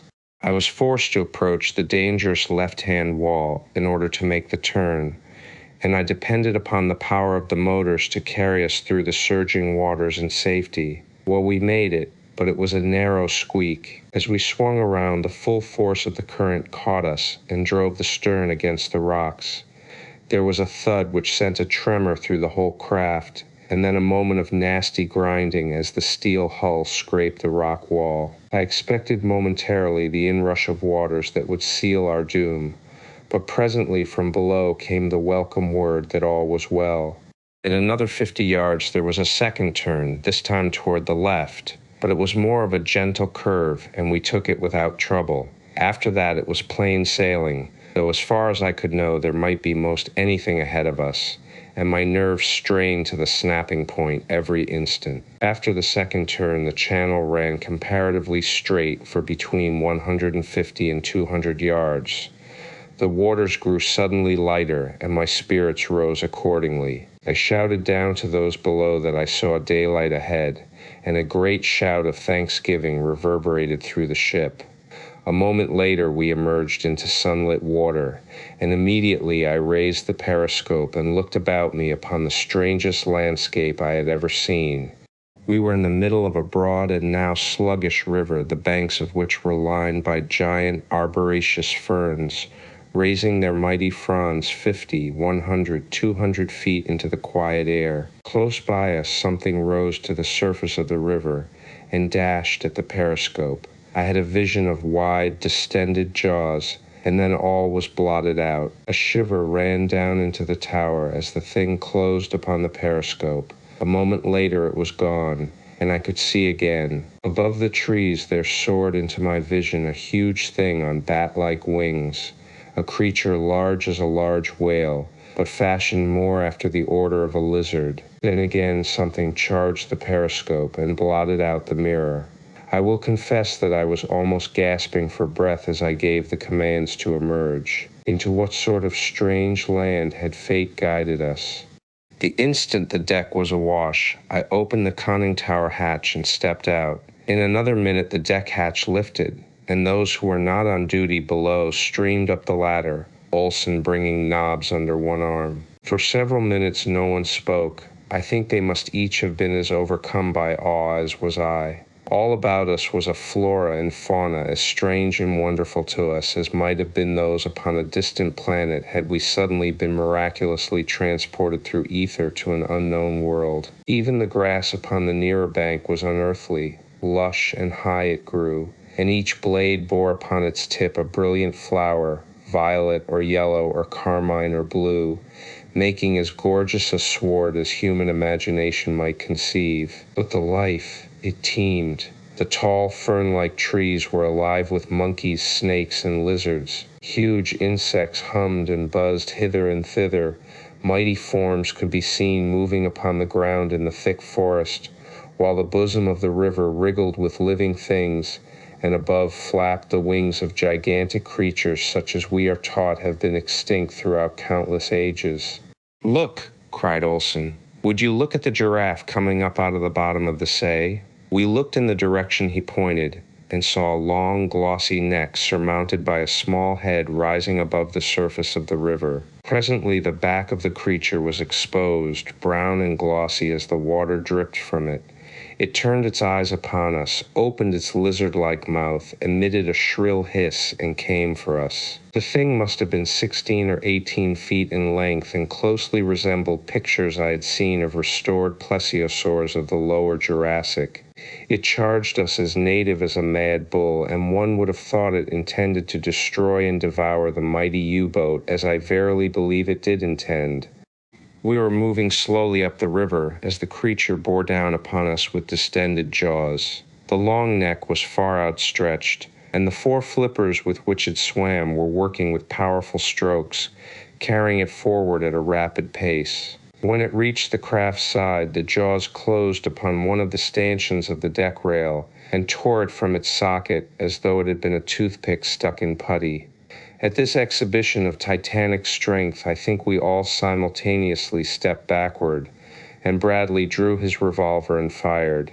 The bullet struck the thing in the neck just above its body, but instead of disabling it, merely increased its rage. Its hissing rose to a shrill scream as it raised half its body out of water onto the sloping sides of the hull of the U-33, and endeavored to scramble upon the deck to devour us. A dozen shots rang out as we who were armed drew our pistols and fired at the thing, but though struck several times, it showed no signs of succumbing and only floundered farther aboard the submarine. I had noticed that the girl had come on deck and was standing not far behind me, and when I saw the danger to which we were all exposed, I turned and forced her toward the hatch. We had not spoken for some days, and we did not speak now. But she gave me a disdainful look, which was quite as eloquent as words, and broke loose from my grasp. I saw I could do nothing with her unless I exerted force, and so I turned with my back toward her that I might be in a position to shield her from the strange reptile should it really succeed in reaching the deck. And as I did so, I saw the thing raise one flipper over the rail, dart its head forward, and with the quickness of lightning seize upon one of the I ran forward, discharging my pistol into the creature's body in an effort to force it to relinquish its prey, but I might as profitably have shot at the sun.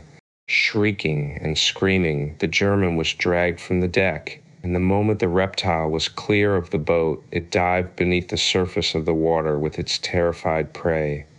I think we were all more or less shaken by the frightfulness of the tragedy, until Olson remarked that the balance of power now rested where it belonged. Following the death of Benson, we had been 9 and 9, 9 Germans and 9 Allies, as we called ourselves. Now there were but 8 Germans. We never counted the girl on either side, I suppose, because she was a girl, though we knew well enough now that she was ours.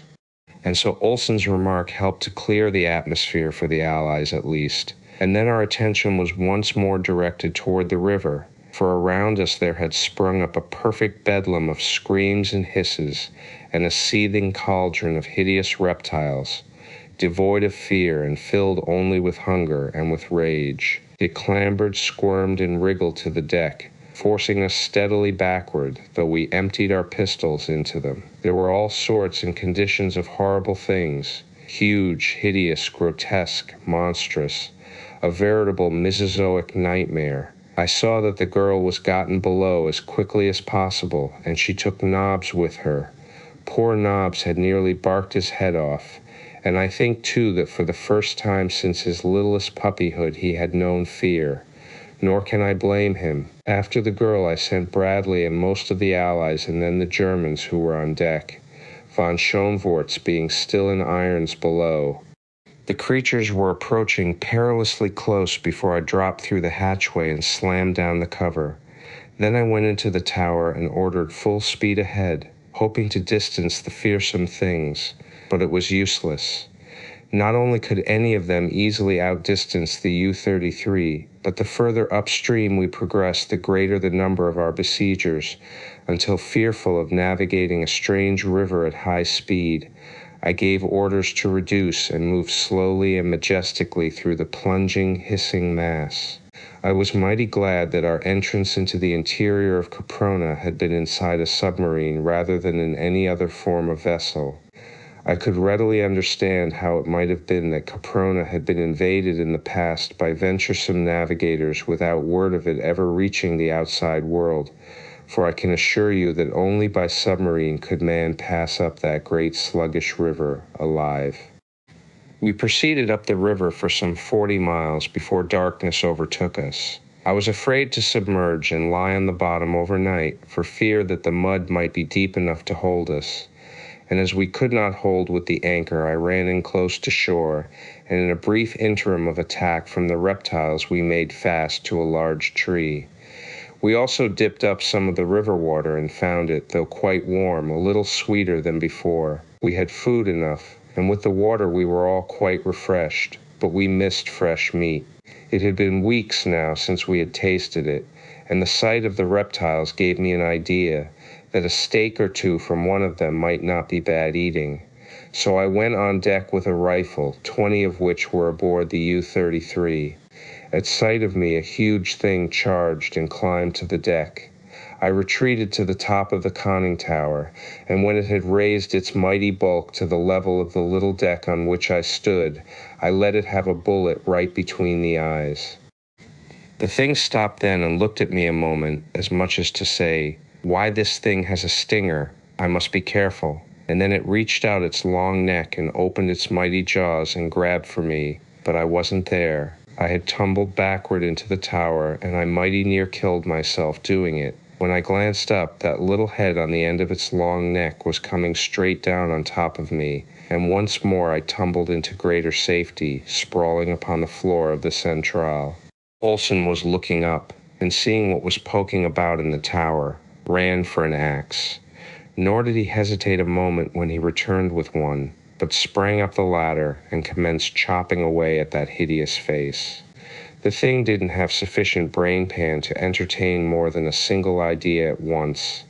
Though chopped and hacked, and with a bullet hole between its eyes, it still persisted madly in its attempt to get inside the tower and devour Olson, though its body was many times the diameter of the hatch. Nor did it cease its efforts until after Olson had succeeded in decapitating it. Then the two men went on deck through the main hatch, and while one kept watch, the other cut a hind quarter off Plesiosaurus olsoni, as Bradley dubbed the thing. Meantime, Olson cut off the long neck, saying that it would make fine soup. By the time we had cleared away the blood and refuse in the tower, the cook had juicy steaks and a steaming broth upon the electric stove, and the aroma arising from P. olsoni filled us all with a hitherto unfelt admiration for him and all his kind. The steaks we had that night, and they were fine, and the following morning we tasted the broth. It seemed odd to be eating a creature that should, by all the laws of paleontology, have been extinct for several million years. It gave one a feeling of newness that was almost embarrassing, although it didn't seem to embarrass our appetites. Olson ate until I thought he would burst. The girl ate with us that night at the little officer's mess just back of the torpedo compartment. The narrow table was unfolded, the 4 stools were set out, and for the first time in days we sat down to eat, and for the first time in weeks we had something to eat other than the monotony of the short rations of an impoverished U-boat. Nobbs sat between the girl and me and was fed with morsels of the plesiosaurus steak, at the risk of forever contaminating his manners. He looked at me sheepishly all the time, for he knew that no well-bred dog should eat at table, but the poor fellow was so wasted from improper food that I couldn't enjoy my own meal had he been denied an immediate share in it, and anyway Lise wanted to feed him. So there you are. Lise was coldly polite to me, and sweetly gracious to Bradley and Olson. She wasn't of the gushing type, I knew, so I didn't expect much from her, and was duly grateful for the few morsels of attention she threw upon the floor to me. We had a pleasant meal, with only one unfortunate occurrence, when Olson suggested that possibly the creature we were eating was the same one that ate the German. It was some time before we could persuade the girl to continue her meal, but at last Bradley prevailed upon her, pointing out that we had come upstream nearly 40 miles since they had been seized, and that during that time we had seen literally thousands of these denizens of the river, indicating that the chances were very remote that this was the same plesiosaur. And anyway, he concluded, it was only a scheme of Mr. Olson's to get all the steaks for himself. We discussed the future and ventured opinions as to what lay before us, but we could only theorize at best, for none of us knew. If the whole land was infested by these and similar horrid monsters, life would be impossible upon it, and we decided that we would only search long enough to find and take aboard fresh water and such meat and fruits as might be safely procurable, and then retrace our way beneath the cliffs to the open sea. And so at last we turned into our narrow bunks, hopeful, happy, and at peace with ourselves, our lives, and our God, to awaken the following morning refreshed and still optimistic. We had an easy time getting away, as we learned later, because the saurians do not commence to feed until late in the morning. From noon to midnight, their curve of activity is at its height, while from dawn to about 9 o'clock it is lowest. As a matter of fact, we didn't see one of them all the time we were getting underway, though I had the cannon raised to the deck and manned against an assault. I hoped, but I was none too sure, that shells might discourage them. The trees were full of monkeys of all sizes and shades, and once we thought we saw a man-like creature watching us from the depth of the forest. Shortly after we resumed our course upstream, we saw the mouth of another and smaller river emptying into the main channel from the south, that is, upon our right, and almost immediately after we came upon a large island 5 or 6 miles in length, and at 50 miles there was a still larger river than the last coming in from the northwest, the course of the main stream having now changed to northeast by southwest. The water was quite free from reptiles, and the vegetation upon the banks of the river had altered to more open and park-like forest, with eucalyptus and acacia mingled with a scattering of tree ferns, as though two distinct periods of geologic time had overlapped and merged. The grass, too, was less flowering, though there were still gorgeous patches mottling the greensward. And lastly, the fauna was less multitudinous. 6 or 7 miles farther, and the river widened considerably. Before us opened an expanse of water to the farther horizon, and then we sailed out upon an inland sea so large that only a shoreline upon our side was visible to us. The waters all about us were alive with life. There were still a few reptiles, but there were fish by the thousands, by the millions. The water of the inland sea was very warm, almost hot, and the atmosphere was hot and heavy above it. It seemed strange that beyond the buttressed walls of Caproni icebergs floated, and the south wind was biting, for only a gentle breeze moved across the face of these living waters, and that was damp and warm. Gradually we commenced to divest ourselves of our clothing, retaining only sufficient for modesty, but the sun was not hot. It was more the heat of a steam room than of an oven.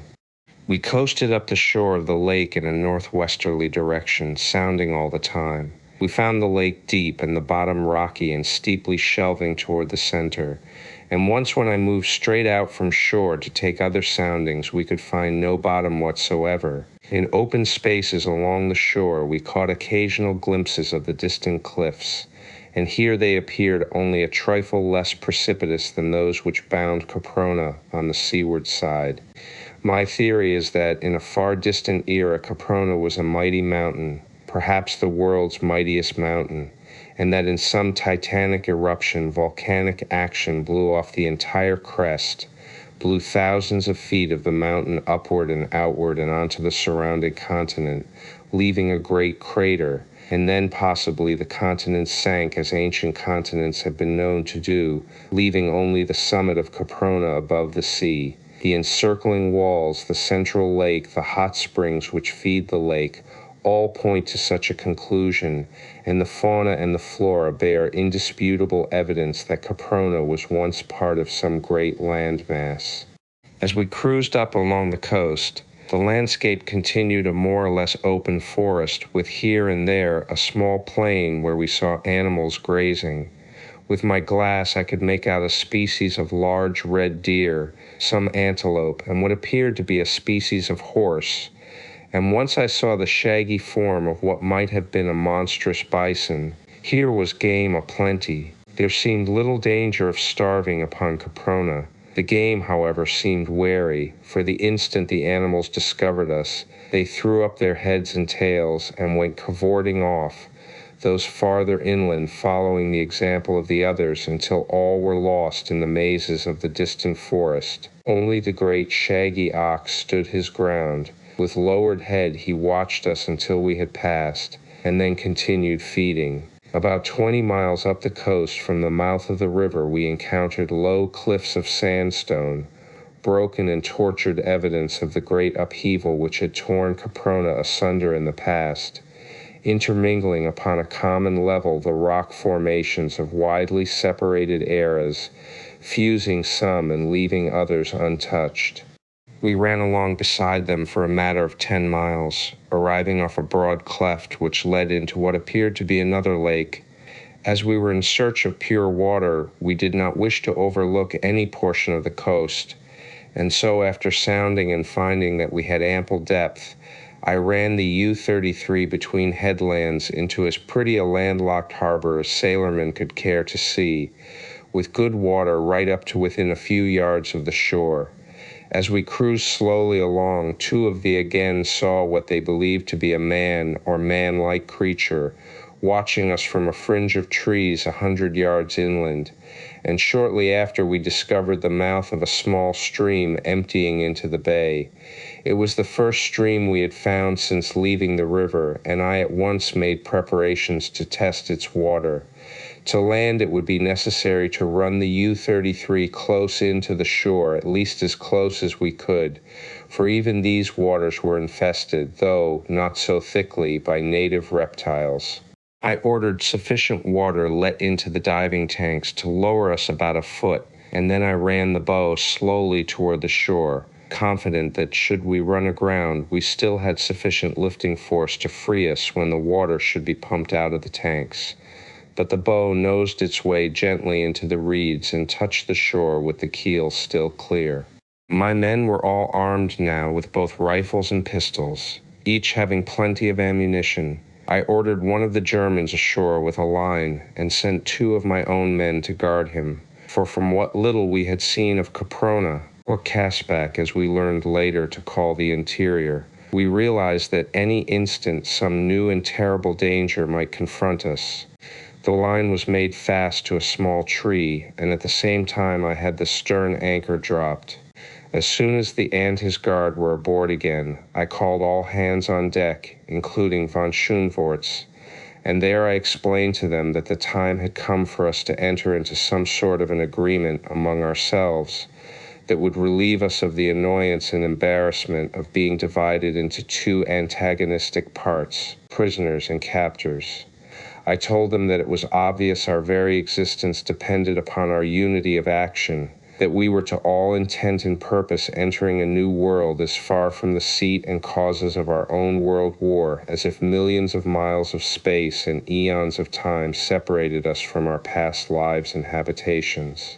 There is no reason why we should carry our racial and political hatreds into Caproni, I insisted. The Germans among us might kill all the English, or the English might kill the last German, without affecting in the slightest degree either the outcome of even the smallest skirmish upon the Western Front, or the opinion of a single individual in any belligerent or neutral country. I therefore put the issue squarely to you all. Shall we bury our animosities and work together with and for one another while we remain upon Caproni, or must we continue thus divided and but half-armed, possibly until death has claimed the last of us? And let me tell you, if you have not already realized it, the chances are 1,000 to 1 that not one of us ever will see the outside world again. We are safe now in the matter of food and water. We could provision the U-33 for a long cruise, but we are practically out of fuel, and without fuel we cannot hope to reach the ocean,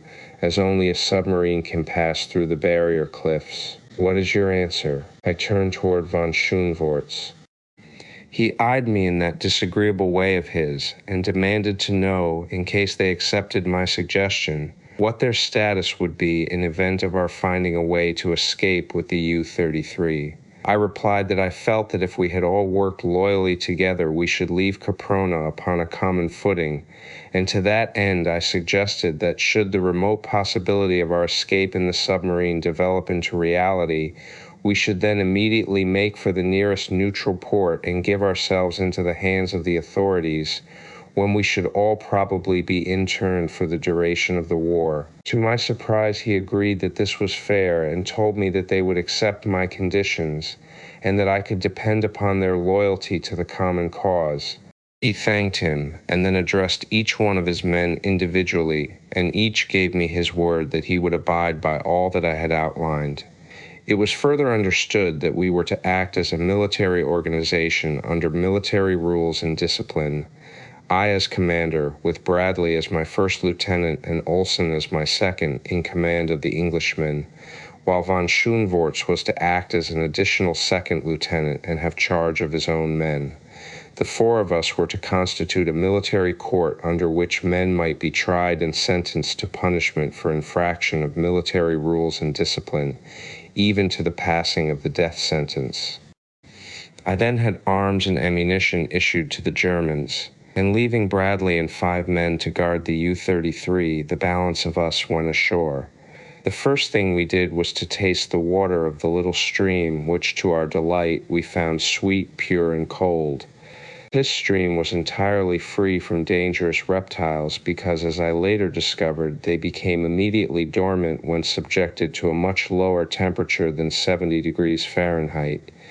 They dislike cold water and keep as far away from it as possible. There were countless brook trout here and deep holes that invited us to bathe, and along the bank of the stream were trees bearing a close resemblance to ash and beech and oak, their characteristics evidently induced by the lower temperature of the air above the cold water, and by the fact that their roots were watered by the water from the stream rather than from the warm springs which we afterward found in such abundance elsewhere.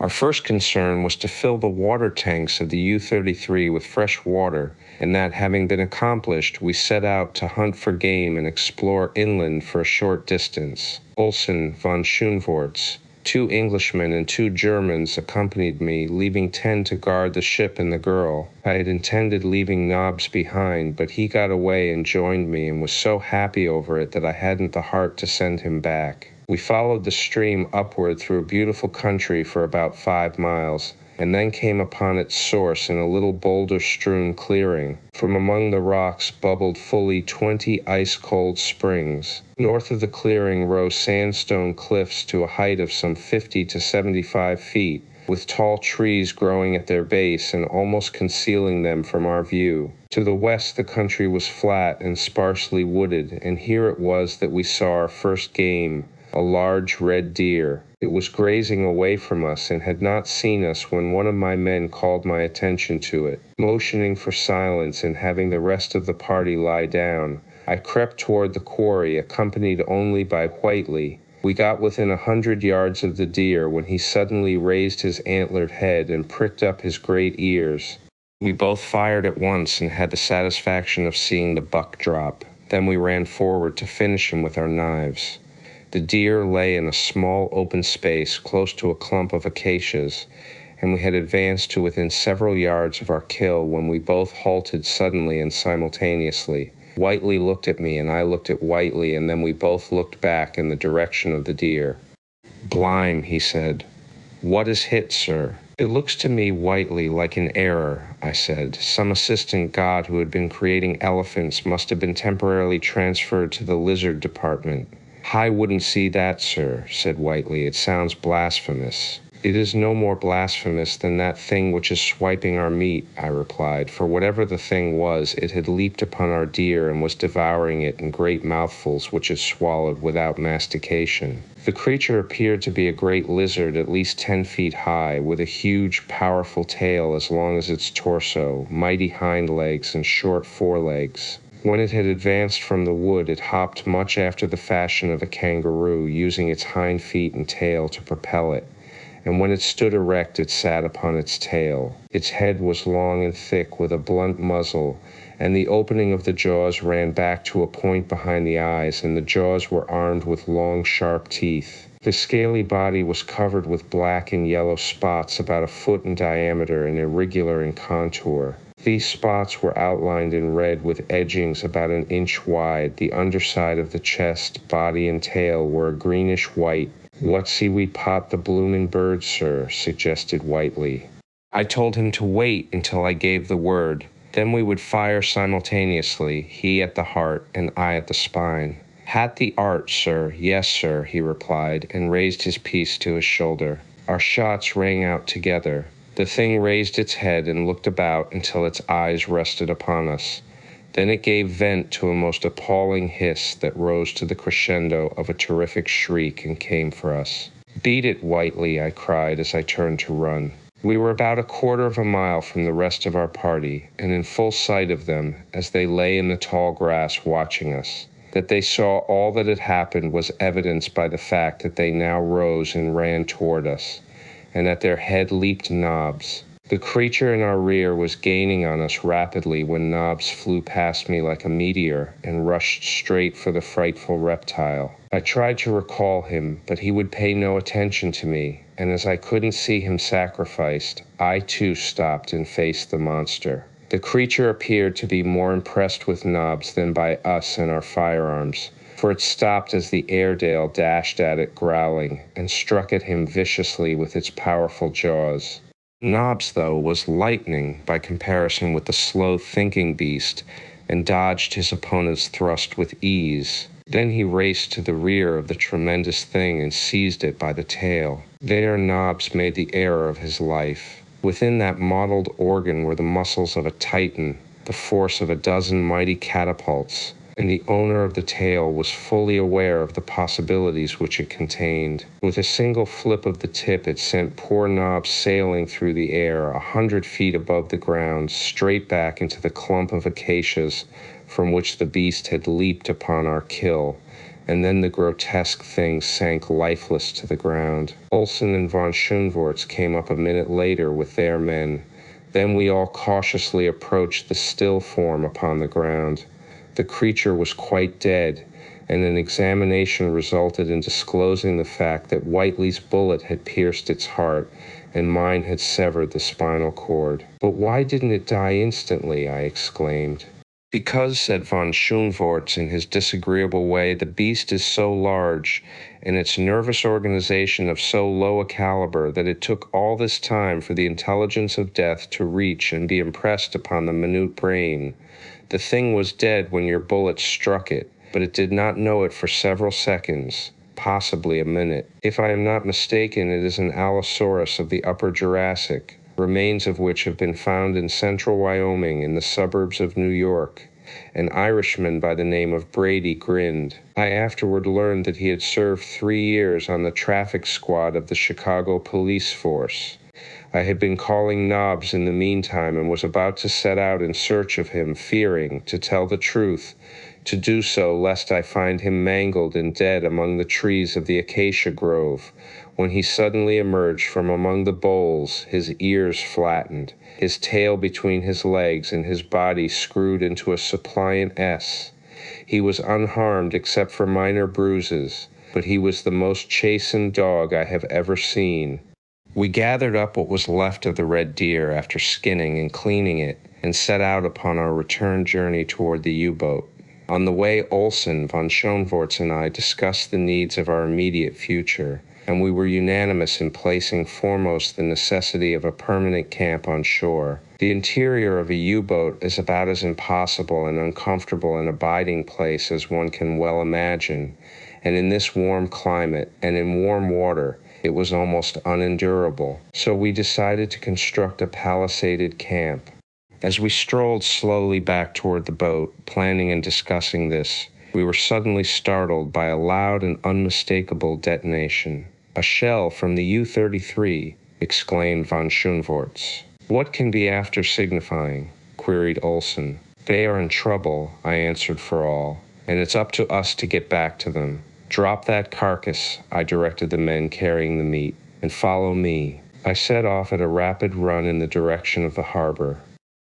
We ran for the better part of a mile without hearing anything more from the direction of the harbor, and then I reduced the speed to a walk. for the exercise was telling on us who had been cooped up for so long in the confined interior of the U-33. Puffing and panting, we plodded on until within about a mile of the harbor we came upon a sight that brought us all up standing. We had been passing through a little heavier timber than was usual to this part of the country, when we suddenly emerged into an open space in the center of which was such a band as might have caused the most courageous to pause. It consisted of upward of 500 individuals representing several species closely allied to man. There were anthropoid apes and gorillas. These I had no difficulty in recognizing, but there were other forms which I had never before seen, and I was hard put to it to say whether they were ape or man. Some of them resembled the corpse we had found upon the narrow beach against Caproni's sea-wall, while others were of a still lower type, more nearly resembling the apes, and yet others were uncannily man-like, standing there erect, being less hairy and possessing better-shaped heads. There was one among the lot, evidently the leader of them, who bore a close resemblance to the so-called Neanderthal man of La Chapelle aux Saints. There was the same short, stocky trunk upon which rested an enormous head, habitually bent forward into the same curvature as the back, the arms shorter than the legs, and the lower leg considerably shorter than that of modern man, the knees bent forward and never straightened. This creature and one or two others who appeared to be of a lower order than he, yet higher than that of the apes, carried heavy clubs. The others were armed only with giant muscles and fighting fangs, nature's weapons. All were males, and all were entirely naked, nor was there upon even the highest among them a sign of ornamentation. At sight of us they turned with bared fangs and low growls to confront us. I did not wish to fire among them unless it became absolutely necessary, and so I started to lead my party around them. But the instant that the Neanderthal man guessed my intention, he evidently attributed it to cowardice upon our part, and with a wild cry he leaped toward us, waving his cudgel above his head. The others followed him, and in a minute we should have been overwhelmed. I gave the order to fire, and at the first volley 6 of them went down, including the Neanderthal man. The others hesitated a moment and then broke for the trees, some running nimbly among the branches, while others lost themselves to us between the boles. Both von Schoenvorts and I noticed that at least 2 of the higher man-like types took to the trees quite as nimbly as the apes, while others that more nearly approached man in carriage and appearance sought safety upon the ground with the gorillas.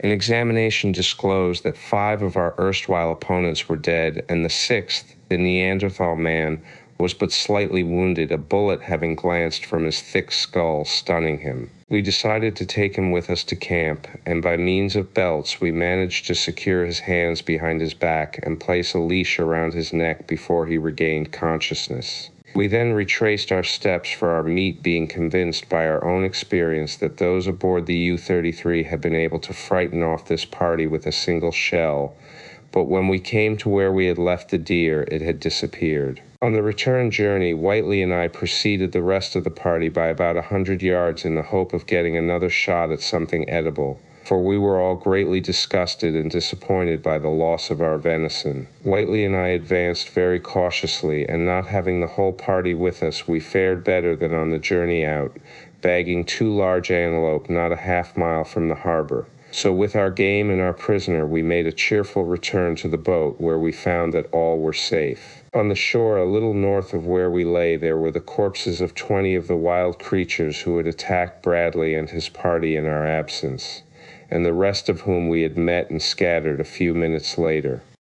We felt that we had taught these wild ape men a lesson, and that because of it we would be safer in the future, at least safer from them. But we decided not to abate our carefulness one whit, feeling that this new world was filled with terrors still unknown to us. Nor were we wrong. The following morning we commenced work upon our camp, Bradley, Olson, von Schoenvorts, Miss LaRue, and I having sat up half the night discussing the matter and drawing plans. We set the men at work felling trees, selecting for the purpose jara, a hard, weather-resisting timber which grew in profusion nearby. Half the men labored while the other half stood guard. alternating each hour with an hour off at noon. Olson directed this work. Bradley, von Schoenvorts, and I, with Miss LaRue's help, staked out the various buildings and the outer wall. When the day was done, we had quite an array of logs nicely notched and ready for our building operations on the morrow, and we were all tired, for after the buildings had been staked out, we all fell in and helped with the logging, all but von Schoenvorts. He, being a Prussian and a gentleman, couldn't stoop to such menial labor in the presence of his men, and I didn't see fit to ask it of him, as the work was purely voluntary upon our part. He spent the afternoon shaping a swagger stick from the branch of Jara and talking with Miss LaRue, who had sufficiently unbent toward him to notice his existence. We saw nothing of the wild men of the previous day, and only once were we menaced by any of the strange denizens of Caproni, when some frightful nightmare of the sky swooped down upon us, only to be driven off by a fusillade of bullets. The thing appeared to be some variety of pterodactyl, and what with its enormous size and ferocious aspect was most awe-inspiring. There was another incident, too, which to me at least was far more unpleasant than the sudden onslaught of the prehistoric reptile. Two of the men, both Germans, were stripping a felled tree of its branches. Von Schoenvorts had completed his swagger stick, and he and I were passing close to where the two worked. One of them threw to his rear a small branch that he had just chopped off, and as misfortune would have it, it struck von Schoenvorts across the face. It couldn't have hurt him, for it didn't leave a mark, but he flew into a terrific rage, shouting, "Attention," in a loud voice. The sailor immediately straightened up, faced his officer, clicked his heels together, and saluted. "Pig," roared the Baron, and struck the fellow across the face, breaking his nose. I grabbed von Schoenvorts' arm and jerked him away before he could strike again if such had been his intention, and then he raised his little stick to strike me. But before it descended, the muzzle of my pistol was against his belly, and he must have seen in my eyes that nothing would suit me better than an excuse to pull the trigger. Like all his kind and all other bullies, von Schoenvorts was a coward at heart, and so he dropped his hand to his side and started to turn away. But I pulled him back, and there before his men I told him that such a thing must never again occur, that no man was to be struck or otherwise punished other than in due process of the laws that we had made and the court that we had established. All the time the sailor stood rigidly at attention, nor could I tell from his expression whether he most resented the blow his officer had struck him, or my interference in the gospel of the Kaiser breed. Nor did he move until I said to him, "Plesser, you may return to your quarters and dress your wound." Then he saluted and marched stiffly off toward the U-33. Just before dusk, we moved out into the bay 100 yards from shore and dropped anchor, for I felt that we should be safer there than elsewhere. I also detailed men to stand watch during the night and appointed Olson officer of the watch for the entire night, telling him to bring his blankets on deck and get what rest he could. At dinner we tasted our first roast Caproni antelope, and we had a mess of greens that the cook had found growing along the stream. All during the meal von Schoenvorts was silent and surly. After dinner we all went on deck and watched the unfamiliar scenes of a Capronian night, that is, all but von Schoenvorts. There was less to see than to hear. From the great inland lake behind us came the hissing and the screaming of countless saurians. Above us we heard the flap of giant wings, while from the shore rose the multitudinous voices of a tropical jungle, of a warm, damp atmosphere such as must have enveloped the entire earth during the Paleozoic and Mesozoic eras. But here were intermingled the voices of later eras, the scream of the panther, the roar of the lion, the baying of wolves, and a thunderous growling which we could attribute to nothing earthly, but which one day we were to connect with the most fearsome of ancient creatures. One by one the others went to their rooms, until the girl and I were left alone together, for I had permitted the watch to go below for a few minutes, knowing that I would be on deck. Miss LaRue was very quiet, though she replied graciously enough to whatever I had to say that required reply. I asked her if she did not feel well. "Yes," she said, "but I am depressed by the awfulness of it all. I feel of so little consequence, so small and helpless in the face of all these myriad manifestations of life stripped to the bone of its native and brutality. I realize as never before how cheap and valueless a thing is life. Life seems a joke, a cruel, grim joke. You are a laughable incident or a terrifying one as you happen to be less powerful or more powerful than some other form of life which crosses your path. But as a rule, you are of no moment whatsoever to anything but yourself. You are a comic little figure, hopping from the cradle to the grave. Yes, that is our trouble. We take ourselves too seriously. But Caproni should be a sure cure for that. She paused and laughed. You have evolved a beautiful philosophy, I said. It fills such a longing in the human breast. It is full, it is satisfying, it is ennobling. What wondrous strides toward perfection the human race might have made if the first man had evolved it and it had persisted until now as the creed of humanity. I don't like irony, she said. It indicates a small soul. What other sort of soul, then, would you expect from a comic little figure hopping from the cradle to the grave? I inquired. And what difference does it make, anyway, what you like and what you don't like? You are here for but an instant, and you mustn't take yourself too seriously. She looked up at me with a smile. I imagine that I am frightened and blue, she said, and I know that I am very, very homesick and lonely. There was almost a sob in her voice as she concluded. It was the first time that she had spoken thus to me. Involuntarily, I laid my hand upon hers where it rested on the rail. I know how difficult your position is, I said, but don't feel that you are alone. There is one here who would do anything in the world for you, I ended lamely. She did not withdraw her hand, and she looked up into my face with tears on her cheeks, and I read in her eyes the thanks her lips could not voice. Then she looked away across the weird moonlit landscape and sighed. Evidently, her newfound philosophy had tumbled about her ears, for she was seemingly taking herself seriously. I wanted to take her in my arms and tell her how I loved her, and had taken her hand from the rail and started to draw her toward me when Olson came blundering up on deck with his bedding. The following morning we started building operations in earnest, and things progressed finely. The Neanderthal man was something of a care, for we had to keep him in irons all the time, and he was mighty native when approached.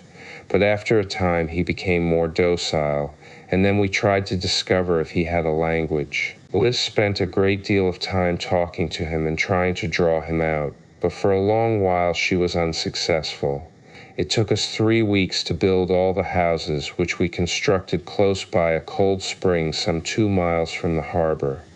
We changed our plans a trifle when it came to building the palisade, for we found a rotted cliff nearby where we could get all the flat building stone we needed, and so we constructed a stone wall entirely around the buildings. It was in the form of a square, with bastions and towers at each corner, which would permit an enfilading fire along any side of the fort, and was about 135 feet square on the outside, with walls 3 feet thick at the bottom and about 1.5 feet wide at the top, and 15 feet high. It took a long time to build that wall, and we all turned in and helped except von Schoenvorts, who, by the way, had not spoken to me except in the line of official business since our encounter, a condition of armed neutrality which suited me to a T. We have just finished it, the last touches being put on today. I quit about a week ago and commenced working on this chronicle for our strange adventures, which will account for any minor errors in chronology which may have crept in. There was so much material that I may have made some mistakes, but I think they are but minor and few. I see in reading over the last few pages that I neglected to state that Lice finally discovered that the Neanderthal man possessed a language. She has learned to speak it, and so have I, to some extent. It was his name he says is or who told us that this country is called Caspak. When we asked him how far it extended, he waved both arms about his head in an all-including gesture which took in, apparently, the entire universe. He is more tractable now, and we are going to release him, for he has assured us that he will not permit his fellows to harm us. He calls us Gallus and says that in a short time he will be a Gallu. It is not quite clear to us what he means. He says that there are many Gallus north of us, and that as soon as he becomes one, he will go and live with them. Went out to hunt with us yesterday and was much impressed by the ease with which our rifles brought down antelopes and deer. We have been living upon the fat of the land, having shown us the edible fruits, tubers, and herbs, and twice a week we go out after fresh meat. A certain proportion of this we dry and store away, for we do not know what may come. Our drying process is really smoking. We have also dried a large quantity of 2 varieties of cereal which grow wild a few miles south of us. One of these is a giant Indian maize, a lofty perennial often 50 and 60 feet in height, with ears the size of a man's body and kernels as large as your fist. We have had to construct a second storehouse for the great quantity of this that we have gathered. September 3rd, 1916. 3 months ago today, the torpedo from the U-33 started me from the peaceful deck of the American liner upon the strange voyage which has ended here in Caspak. We have settled down to an acceptance of our fate, for all are convinced that none of us will ever see the outer world again. Baum's repeated assertions that there are human beings like ourselves in Caspak have roused the men to a keen desire for exploration.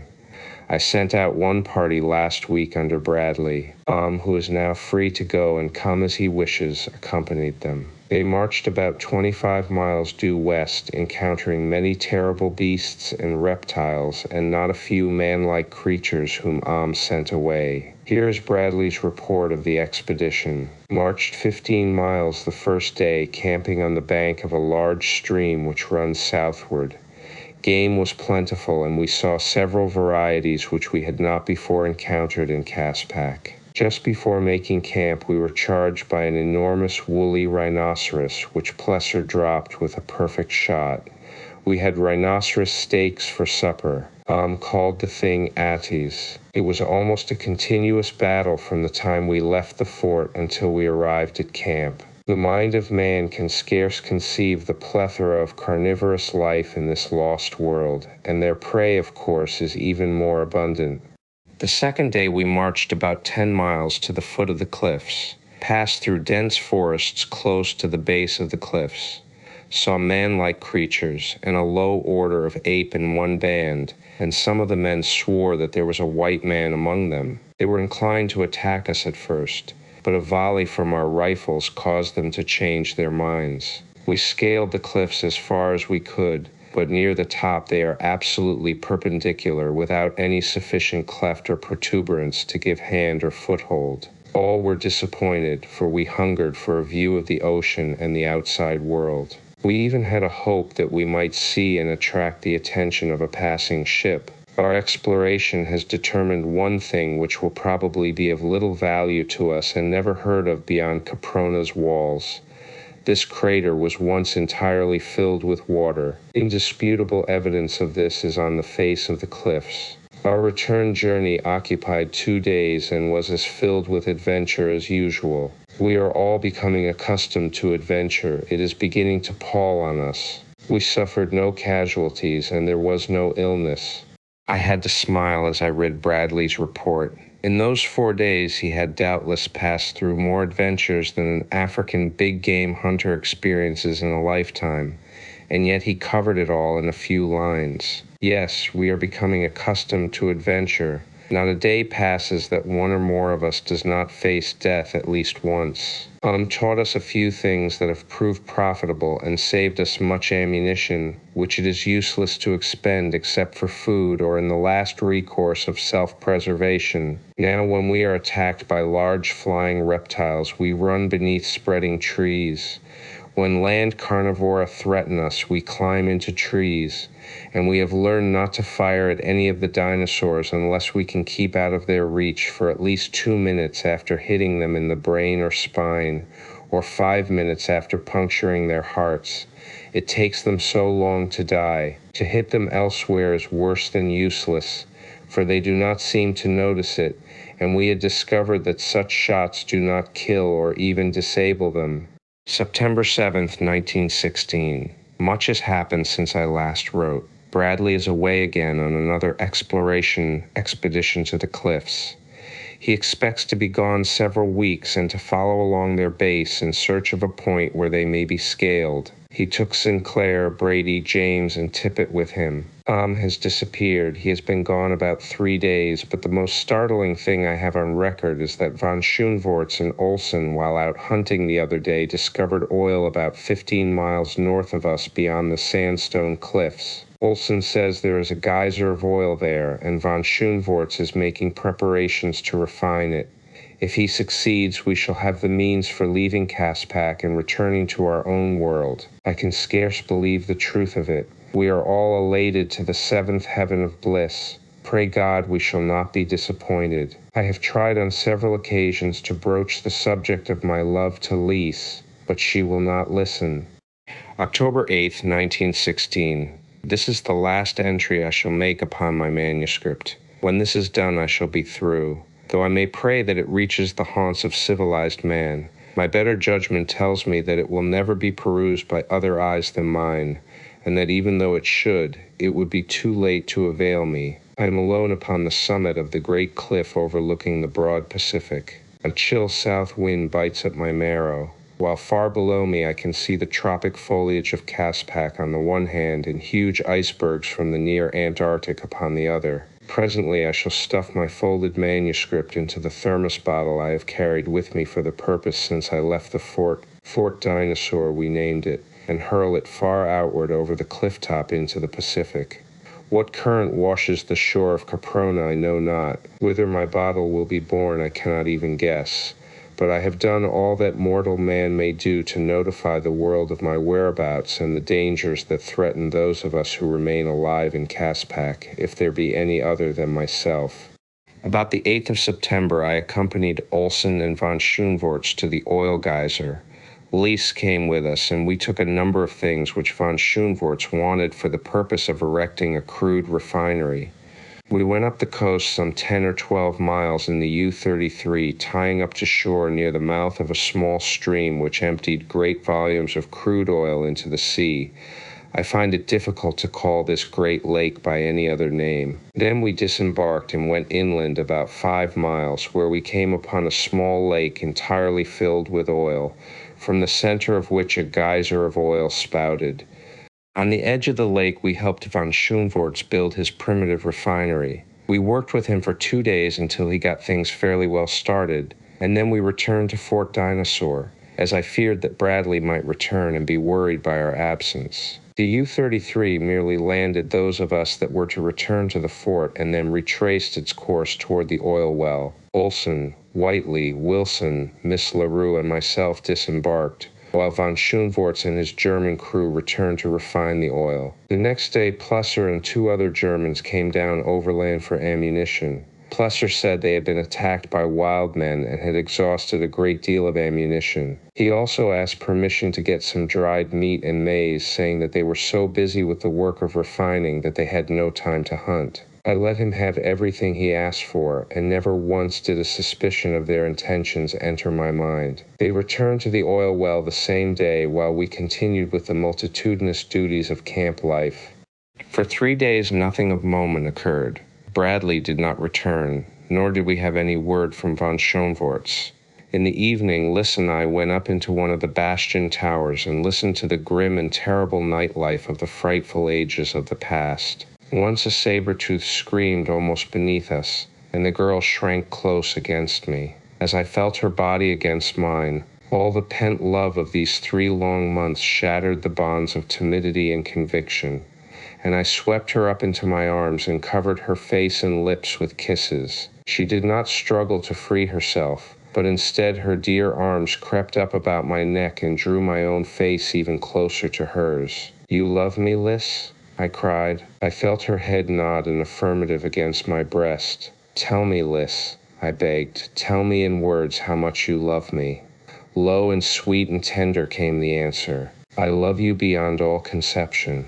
My heart filled with rapture then, and it fills now as it has each of the countless times I have recalled those dear words, as it shall fill always until death has claimed me. I may never see her again. She may not know how I love her. She may question, she may doubt, but always true and steady and warm with the fires of love my heart beats for the girl who said that night, "I love you beyond all conception." For a long time we sat there upon the little bench constructed for the sentry that we had not as yet thought it necessary to post in more than one of the 4 towers. We learned to know one another better in those 2 brief hours than we had in all the months that had intervened since we had been thrown together.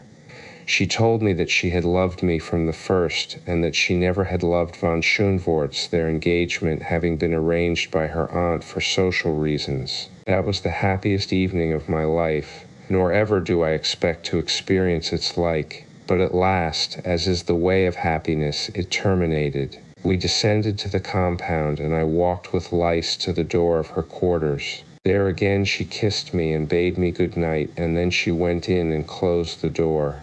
I went to my own room, and there I sat by the light of one of the crude candles we had made from the tallow of the beasts we had killed, and lived over the events of the evening. At last I turned in and fell asleep, dreaming happy dreams and planning for the future.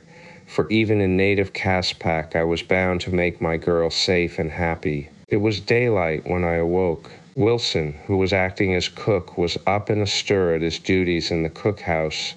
The others slept, but I arose and, followed by Nobbs, went down to the stream for a plunge. As was our custom, I went armed with both rifle and revolver, but I stripped and had my swim without further disturbance than the approach of a large hyena, a number of which occupied caves in the sandstone cliffs north of the camp. These brutes are enormous and exceedingly ferocious. I imagine they correspond with the cave hyena of prehistoric times. This fellow charged Nobbs, whose Capronian experiences had taught him that discretion is the better part of valor, with the result that he dived head foremost into the stream beside me, after giving vent to a series of ferocious growls which had no more effect upon hyena Spelaeus than might a sweet smile upon an enraged tusker.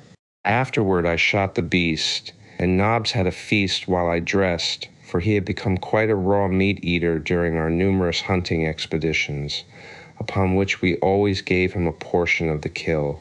Whiteley and Olson were up and dressed when we returned, and we all sat down to a good breakfast. I could not but wonder at Lys's absence from the table, for she had always been one of the earliest risers in camp. So about 9 o'clock, becoming apprehensive lest she might be indisposed, I went to the door of her room and knocked. I received no response, though I finally pounded with all my strength. Then I turned the knob and entered, only to find that she was not there. Her bed had been occupied, and her clothing lay where she had placed it the previous night upon retiring, but Lys was gone.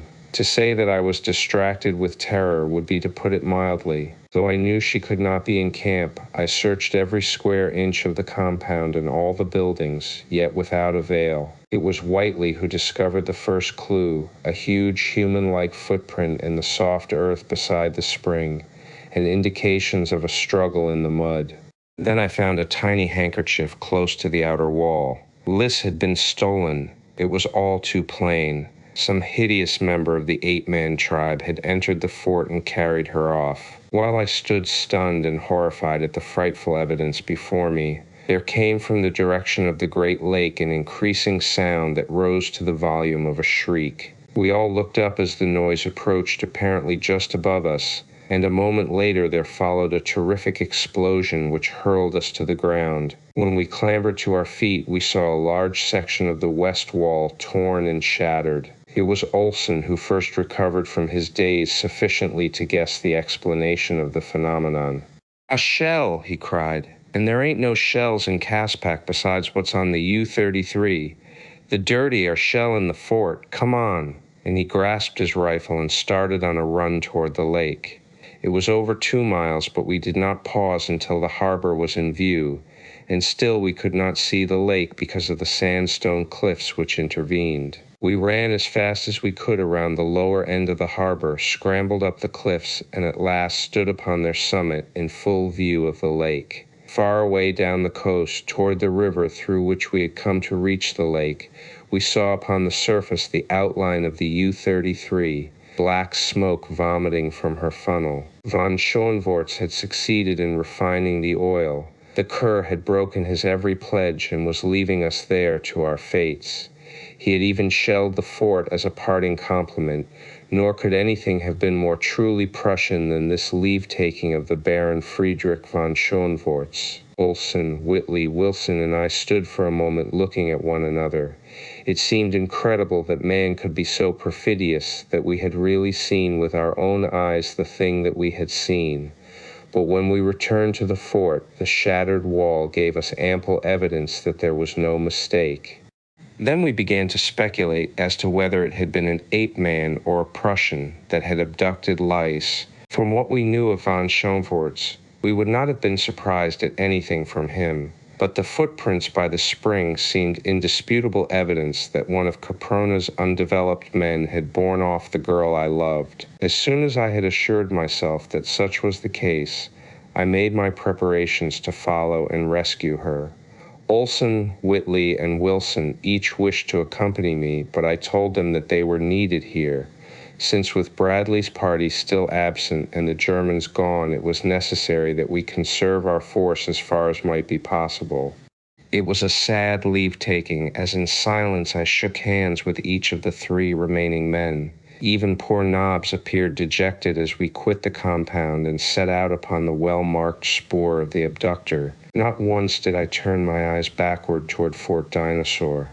I have not looked upon it since, nor in all likelihood shall I ever look upon it again. The trail led northwest until it reached the western end of the sandstone cliffs to the north of the fort. There it ran into a well-defined path which wound northward into a country we had not as yet explored. It was a beautiful, gently rolling country, broken by occasional outcroppings of sandstone and by patches of dense forest relieved by open park-like stretches and broad meadows whereon grazed countless herbivorous animals, red deer, aurochs, an infinite variety of antelope, and at least 3 distinct species of horse, the latter ranging in size from a creature about as large as Nobbs to a magnificent animal 14 to 16 hands high. These creatures fed together in perfect amity, nor did they show any great indications of terror when Nobbs and I approached. They moved out of our way and kept their eyes upon us until we had passed. Then they resumed their feeding. The path led straight across the clearing into another forest, lying upon the verge of which I saw a bit of white. It appeared to stand out in marked contrast and incongruity to all its surroundings, and when I stopped to examine it, I found that it was a small strip of muslin, part of the hem of a garment. At once I was all excitement, for I knew that it was a sign left by Lys that she had been carried this way. It was a tiny bit torn from the hem of the undergarment that she wore in lieu of the nightrobe she had lost with the sinking of the liner. Crushing the bit of fabric to my lips, I pressed on even more rapidly than before, because I now knew that I was upon the right trail, and that up to this point at least, Lys still had lived. I made over 20 miles that day, for I was now hardened to fatigue and accustomed to long hikes, having spent considerable time hunting and exploring in the immediate vicinity of camp. A dozen times that day was my life threatened by fearsome creatures of the earth or sky, though I could not but note that the farther north I traveled, the fewer were the great dinosaurs, though they still persisted in lesser numbers. On the other hand, the quantity of ruminants and the variety and frequency of carnivorous animals increased. Each square mile of Caspak harbored its terrors. At intervals along the way I found bits of muslin, and often they reassured me when otherwise I should have been doubtful of the trail to take where 2 crossed or where there were forks, as occurred at several points. And so, as night was drawing on, I came to the southern end of a line of cliffs loftier than any I had seen before, and as I approached them, there was wafted to my nostrils the pungent aroma of wood smoke. What could it mean? There could, to my mind, be but a single solution. Man abided close by, a higher order of man than we had as yet seen, other than the Neanderthal man. I wondered again, as I had so many times that day, if it had not been who stole Lice. Cautiously I approached the flank of the cliffs, where they terminated in an abrupt escarpment as though some all-powerful hand had broken off a great section of rock and set it upon the surface of the earth. It was now quite dark, and as I crept around the edge of the cliff, I saw at a little distance a great fire around which were many figures, apparently human figures, cautioning Nobbs to silence, and he had learned many lessons in the value of obedience since we had entered Caspak. I slunk forward, taking advantage of whatever cover I could find, until from behind a bush I could distinctly see the creatures assembled by the fire. They were human, and yet not human. I should say that they were a little higher in the scale of evolution than possibly occupying a place of evolution between that of the Neanderthal man and what is known as the Grimaldi race. Their features were distinctly, though their skins were white. A considerable portion of both torso and limbs were covered with short hair, and their physical proportions were in many aspects ape-like, though not so much so as were Am's. They carried themselves in a more erect position, although their arms were considerably longer than those of the Neanderthal man. As I watched them, I saw that they possessed a language, that they had knowledge of fire, and that they carried besides the wooden club of a thing which resembled a crude stone hatchet. Evidently they were very low in the scale of humanity, but they were a step upward from those I had previously seen in Caspak. But what interested me most was the slender figure of a dainty girl, clad only in a thin bit of muslin which scarce covered her knees, a bit of muslin torn and ragged about the lower hem. It was lice, and she was alive and so far as I could see, unharmed. A huge brute with thick lips and prognathous jaw stood at her shoulder. He was talking loudly and gesticulating wildly. I was close enough to hear his words, which were similar to the language of though much fuller, for there were many words I could not understand. However, I caught the gist of what he was saying, which in effect was that he had found and captured this Galoo, that she was his, and that he defied anyone to question his right of possession. It appeared to me, as I afterward learned was the fact, that I was witnessing the most primitive of marriage ceremonies. The assembled members of the tribe looked on and listened in a sort of dull and perfunctory apathy, for the speaker was by far the mightiest of the clan. There seemed no one to dispute his claims when he said, or rather shouted in stentorian tones, "I am Sa, this is my she, who wishes her more than Sa." "I do," I said in the language of and I stepped out into the firelight before them. Lise gave a little cry of joy and started toward me, but Sa grasped her arm and dragged her back. "Who are you?" shrieked Sa. "I kill, I kill, I kill." "The she is mine," I replied, "and I have come to claim her. I kill if you do not let her come to me." And I raised my pistol to a level with his heart. Of course the creature had no conception of the purpose of the strange little implement which I was poking toward him.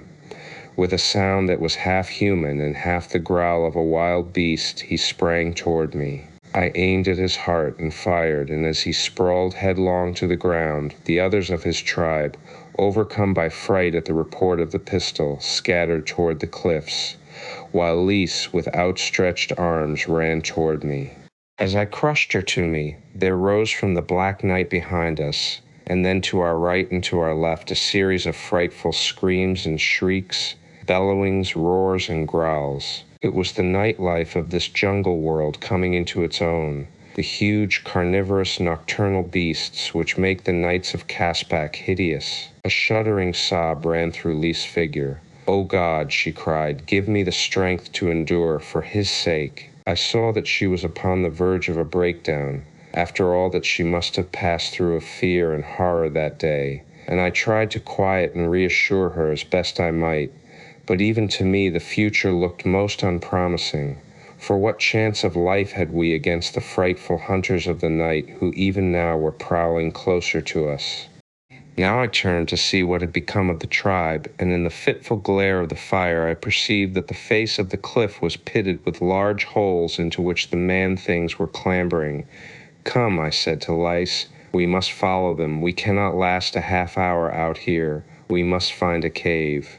Already we could see the blazing green eyes of the hungry carnivora. I seized a brand from the fire and hurled it out into the night, and there came back an answering chorus of native and rageful protest. But the eyes vanished for a short time. Selecting a burning branch for each of us, we advanced toward the cliffs, where we were met by angry threats. "They will kill us," said Lice. "We may as well keep on in search of another refuge." "They will not kill us so surely as will those others out there," I replied. "I am going to seek shelter in one of these caves, nor will the man-things prevent."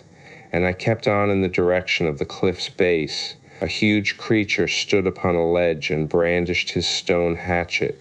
"Come and I will kill you and take the she," he boasted. "You saw how Tsa fared when he would have kept my she," I replied in his own tongue. "Thus will you fare, and all your fellows, if you do not permit us to come in peace among you, out of the dangers of the night. Go north," he screamed, "go north among the Gallus, and we will not harm you. Some day will we be Gallus, but now we are not. You do not belong among us. Go away, or we will kill you. The she may remain if she is afraid, and we will keep her. But the he must depart." "The he won't depart," I replied, and approached still nearer. Rough and narrow ledges formed by nature gave access to the upper caves. A man might scale them if unhampered and unhindered, but to clamber upward in the face of a belligerent tribe of half-men, and with a girl to assist, was beyond my capability. "I do not fear you," screamed the creature. "You were close to Tsa, but I am far above you. You cannot harm me as you harmed Tsa. Go away." I placed a foot upon the lowest ledge and clambered upward, reaching down and pulling Lys to my side. Already I felt safer. Soon we would be out of danger of the beasts again closing in upon us. The man above us raised his stone hatchet above his head and leaped lightly down to meet us. His position above me gave him a great advantage, or at least so he probably thought, for he came with every show of confidence. I hated to do it, but there seemed no other way, and so I shot him down as I had shot down Sa. "You see," I cried to his fellows, "that I can kill you wherever you may be. A long way off I can kill you as well as I can kill you nearby. Let us come among you in peace. I will not harm you if you do not harm us. We will take a cave high up. Speak." "Come then," said one. "If you will not harm us, you may come. Take Tsa's hole, which lies above you." The creature showed us the mouth of a black cave, but he kept at a distance while he did it, and Lys followed me as I crawled in to explore. I had matches with me, and in the light of one I found a small cavern with a flat roof and floor which followed the cleavage of the strata. Pieces of the roof had fallen at some long-distant date, as was evidenced by the depth of the filth and rubble in which they were embedded. Even a superficial examination revealed the fact that nothing had ever been attempted that might have improved the livability of the cavern, nor, should I judge, had it ever been cleaned out. With considerable difficulty I loosened some of the larger pieces of broken rock which littered the floor and placed them as a barrier before the doorway. It was too dark to do more than this. I then gave Lys a piece of dried meat, and sitting inside the entrance, we dined as must have some of our ancient forebears at the dawning of the age of man, while far below the open diapason of the native night rose weird and horrifying to our ears. In the light of the great fire still burning, we could see huge, skulking forms, and in the blacker background countless flaming eyes.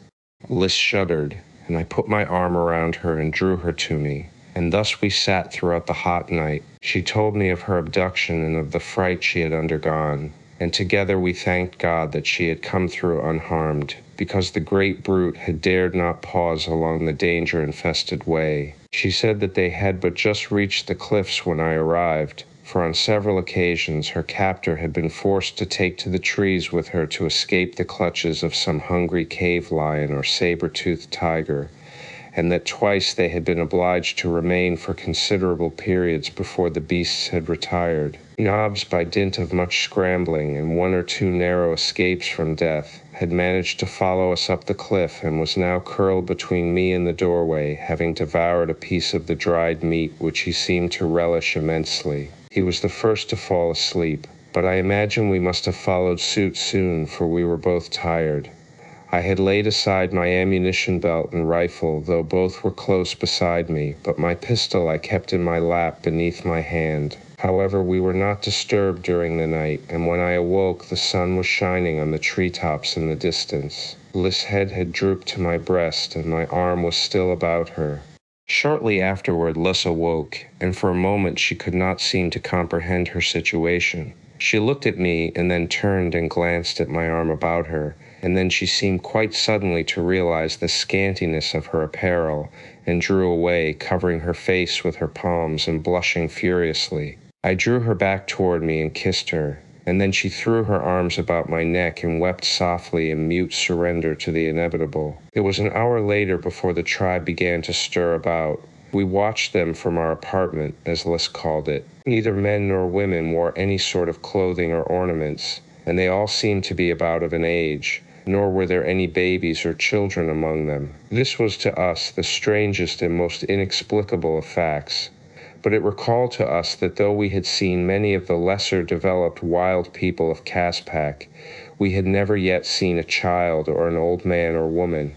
After a while they became less suspicious of us and then quite friendly in their brutish way. They picked at the fabric of our clothing, which seemed to interest them, and examined my rifle and pistol and the ammunition in the belt around my waist. I showed them the thermos bottle, and when I poured a little water from it, they were delighted, thinking that it was a spring which I carried about with me, a never-failing source of water supply. One thing we both noticed among their other characteristics: they never laughed nor smiled, and then we remembered that had never done so either. I asked them if they knew but they said they did not. One of them said, "Back there we may have known him," and he jerked his head to the south. "You came from back there?" I asked. He looked at me in surprise. "We all come from there," he said. "After a while we go there." And this time he jerked his head toward the north. "Be Gallus," he concluded.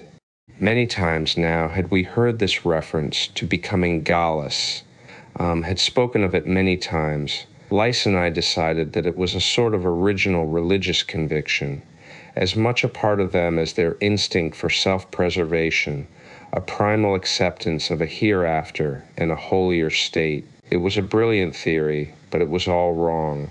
I know it now, and how far we were from guessing the wonderful, the miraculous, the gigantic truth which even yet I may only guess at, the thing that sets Caspak apart from all the rest of the world far more definitely than her isolated geographical position or her impregnable barrier of giant cliffs. If I could live to return to civilization, I should have meat for the clergy and the laymen to chew upon for years, and for the evolutionists too. After breakfast, the men set out to hunt, while the women went to a large pool of warm water covered with a green scum and filled with billions of tadpoles. They waded in to where the water was about a foot deep and lay down in the mud. They remained there from 1 to 2 hours and then returned to the cliff. While we were with them, we saw this same thing repeated every morning, but though we asked them why they did it, we could get no reply which was intelligible to us. All they vouchsafed in way of explanation was the single word, "Ata." They tried to get Lys to go in with them and could not understand why she refused. After the first day I went hunting with the men, leaving my pistol and knobs with Lys, but she never had to use them, for no reptile or beast ever approached the pool while the women were there, nor, so far as we know, at other times. There was no spoor of wild beast in the soft mud along the banks, and the water certainly didn't look fit to drink. This tribe lived largely upon the smaller animals which they bowled over with their stone hatchets after making a wide circle about their quarry and driving it so that it had to pass close to one of their number. The little horses and the smaller antelope they secured in sufficient numbers to support life, and they also ate numerous varieties of fruits and vegetables. They never brought in more than sufficient food for their immediate needs, but why bother? The food problem of Caspak is not one to cause worry to her inhabitants. The fourth day, Lys told me that she thought she felt equal to attempting the return journey on the morrow, and so I set out for the hunt in high spirits, for I was anxious to return to the fort and learn if Bradley and his party had returned and what had been the result of his expedition.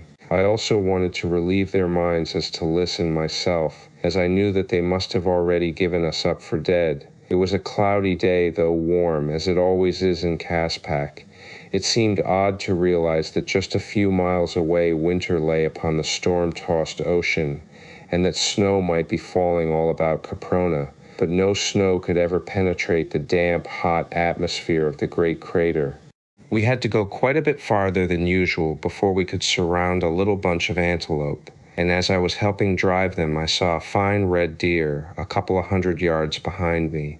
He must have been asleep in the long grass, for I saw him rise and look about him in a bewildered way, and then I raised my gun and let him have it. He dropped, and I ran forward to finish him with the long, thin knife, which one of the men had given me. But just as I reached him, he staggered to his feet and ran on for another 200 yards, when I dropped him again. Once more was this repeated before I was able to reach him and cut his throat. Then I looked around for my companions, as I wanted them to come and carry the meat home, but I could see nothing of them. I called a few times and waited, but there was no response and no one came. At last I became disgusted, and cutting off all the meat that I could conveniently carry, I set off in the direction of the cliffs. I must have gone about a mile before the truth dawned upon me. I was lost, hopelessly lost. The entire sky was still completely blotted out by dense clouds, nor was there any landmark visible by which I might have taken my bearings. I went on in the direction I thought was south, but which I now imagine must have been about due north, without detecting a single familiar object. In a dense wood I suddenly stumbled upon a thing which at first filled me with hope and later with the most utter despair and dejection. It was a little mound of new-turned earth sprinkled with flowers long since withered, and at one end was a flat slab of sandstone stuck in the ground. It was a grave, and it meant for me that I had at last stumbled into a country inhabited by human beings. I would find them, they would direct me to the cliffs. Perhaps they would accompany me and take us back with them to their abodes, to the abodes of men and women like ourselves. My hopes and my imagination ran riot in the few yards I had to cover to reach that lonely grave and stoop that I might read the rude characters scratched upon the simple headstone. This is what I read. Here lies John TIPPET, Englishman, killed by Tyrannosaurus, R.I.P. TIPPET. It seemed incredible. TIPPET lying here in this gloomy wood. TIPPET dead. He had been a good man, but the personal loss was not what affected me. It was the fact that this silent grave gave evidence that Bradley had come this far upon his expedition, and that he too probably was lost, for it was not our intention that he should be long gone. If I had stumbled upon the grave of one of the party, was it not within reason to believe that the bones of the others lay scattered somewhere near? As I stood looking down upon that sad and lonely mound, wrapped in the most dismal of reflections and premonitions, I was suddenly seized from behind and thrown to earth. As I fell, a warm body fell on top of me, and hands grasped my arms and legs. When I could look up, I saw a number of giant figures pinioning me down, while others stood about surveying me. Here again was a new type of man, a higher type than the primitive tribe I had just quitted. They were a taller people, too, with better-shaped skulls and more intelligent faces. There were less of the ape characteristics about their features, and less of the two.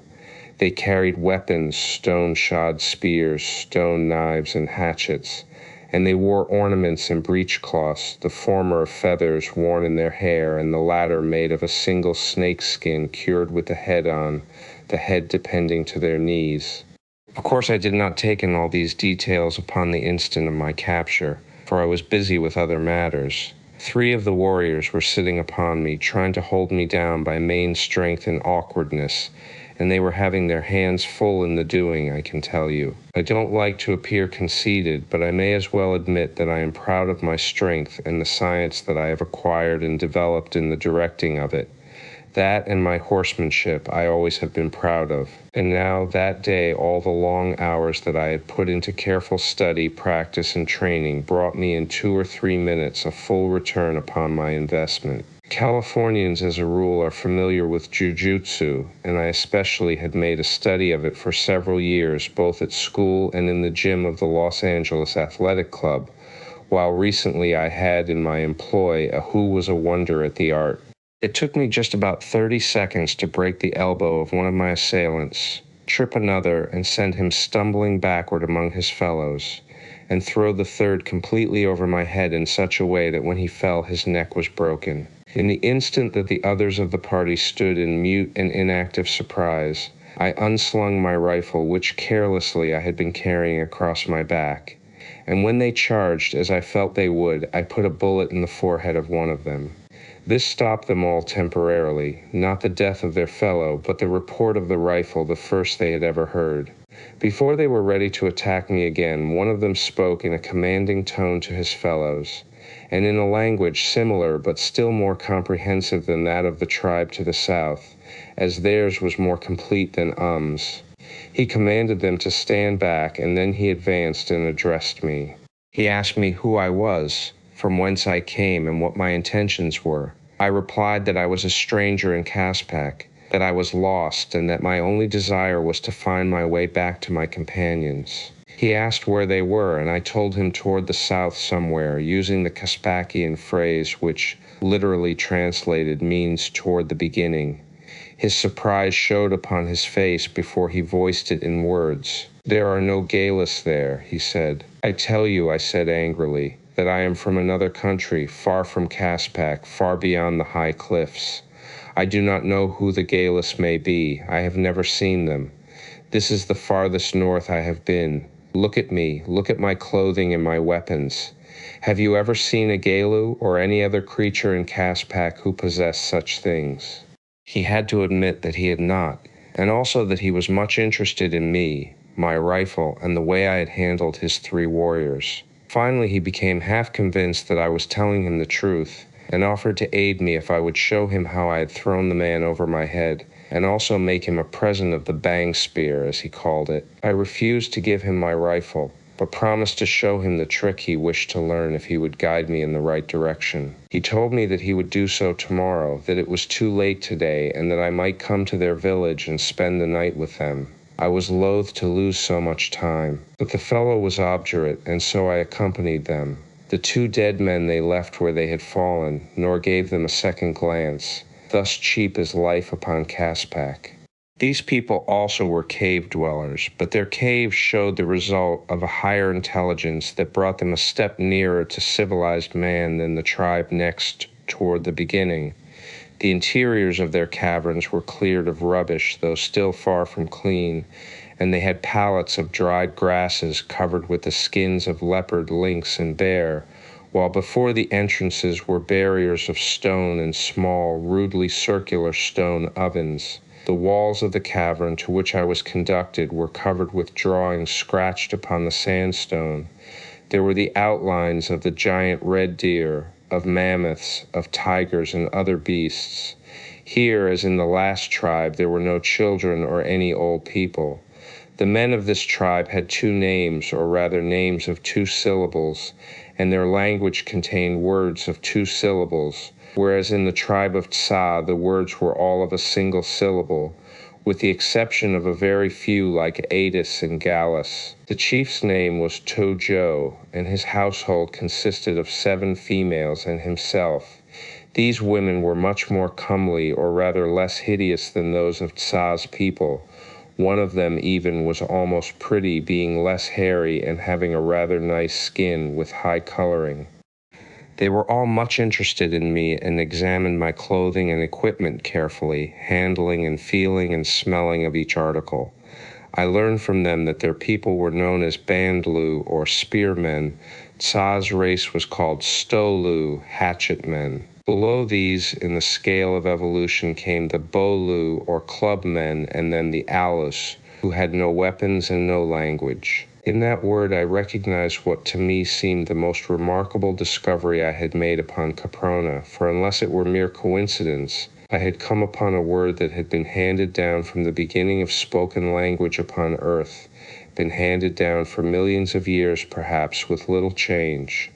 It was the sole remaining thread of the ancient woof of a dawning culture which had been woven when Caproni was a fiery mount upon a great land mass teeming with life.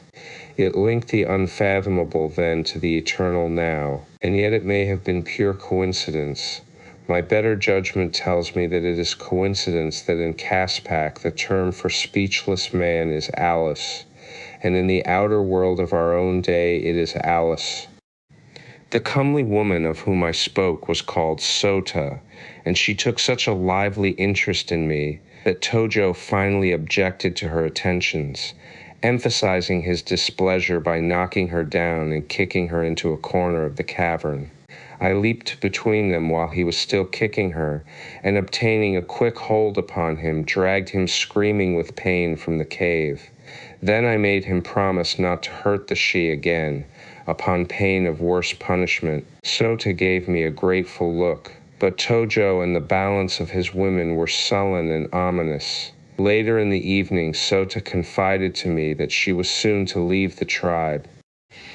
So to soon to be Krolu, she confided in a low whisper. I asked her what a Krolu might be, and she tried to explain, but I do not yet know if I understood her. From her gestures I deduced that the Krolus were a people who were armed with bows and arrows, had vessels in which to cook their food, and huts of some sort in which they lived, and were accompanied by animals. It was all very fragmentary and vague, but the idea seemed to be that the Krolus were a more advanced people than the Bandlus. I pondered a long time upon all that I had heard before sleep came to me.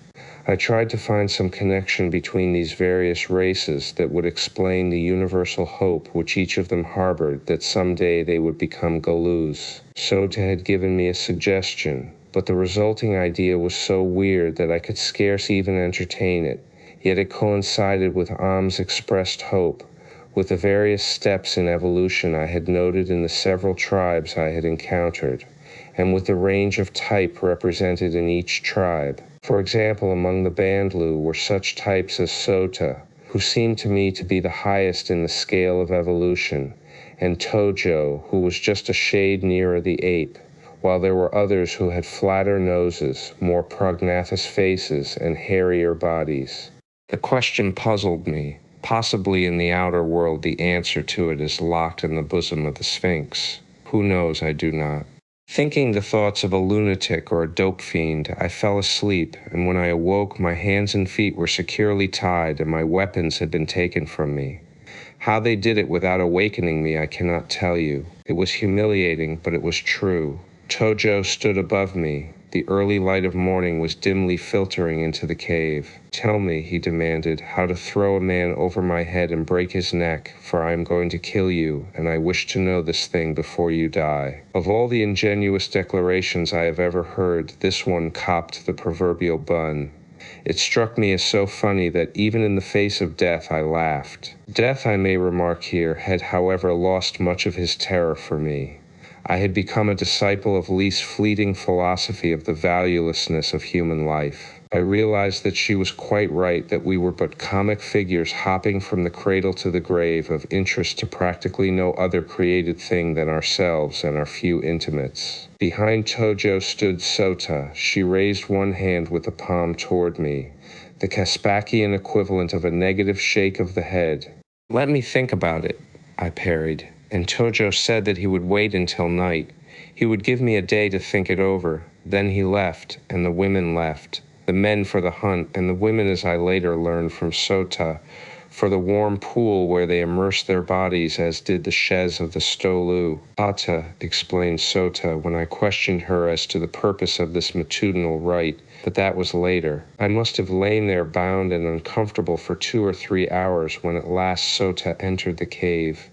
She carried a sharp knife, mine in fact, and with it she cut my bonds. Come, she said, Sota will go with you back to the Gallus. It is time that Sota left the Bandlu. Together we will go to the Krolu, and after that the Gallus. Tojo will kill you tonight. He will kill Sota if he knows that Sota aided you. We will go together. I will go with you to the Krolu, I replied, but then I must return to my own people toward the beginning. You cannot go back, she said. It is forbidden. They would kill you. Thus far have you come. There is no returning. But I must return, I insisted. My people are there. I must return and lead them in this direction.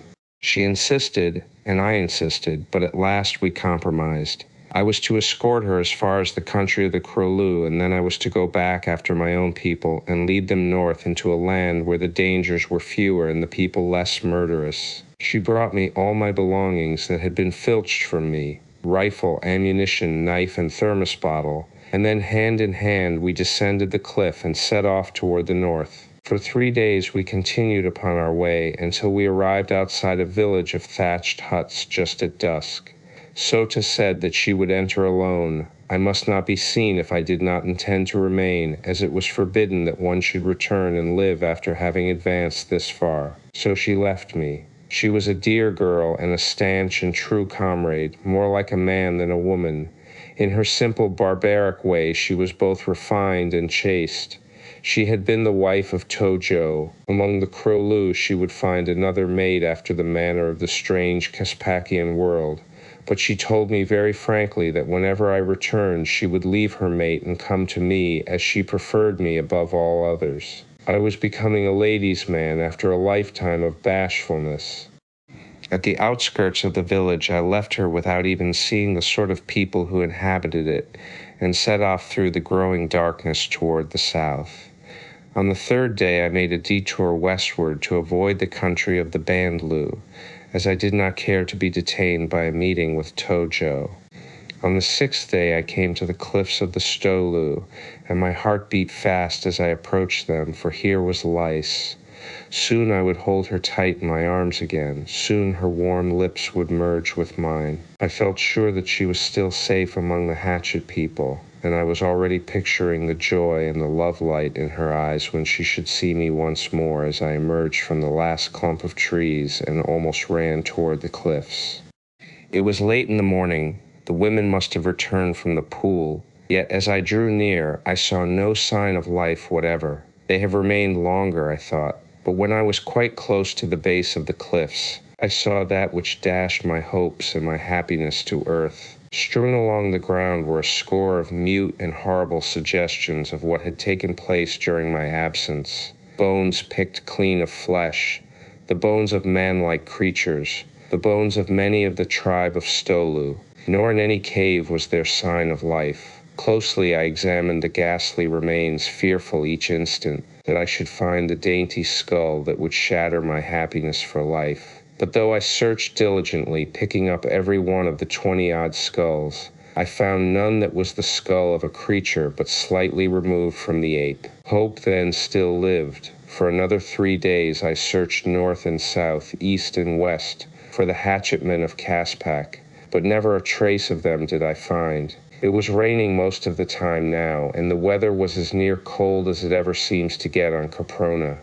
At last I gave up the search and set off toward Fort Dinosaur. For a week filled with the terrors and dangers of a primeval world, I pushed on in the direction I thought was south. The sun never shone. The rain scarcely ever ceased falling. The beasts I met with were fewer in number, but infinitely more terrible in temper, yet I lived on until there came to me the realization that I was hopelessly lost, that a year of sunshine would not again give me my bearings. And while I was cast down by this terrifying knowledge, the knowledge that I never again could find Liz, I stumbled upon another grave, the grave of William James, with its little crude headstone and its scrawled characters recording that he had died upon the 13th of September, killed by a saber-toothed tiger. I think that I almost gave up then. Never in my life have I felt more hopeless or helpless or alone. I was lost. I could not find my friends. I did not even know that they still lived. In fact, I could not bring myself to believe that they did. I was sure that Liz was dead. I wanted myself to die, and yet I clung to life, useless and hopeless and harrowing a thing as it had become. I clung to life because some ancient reptilian forebear had clung to life and transmitted to me through the ages the most powerful motive that guided his minute brain, the motive of self-preservation.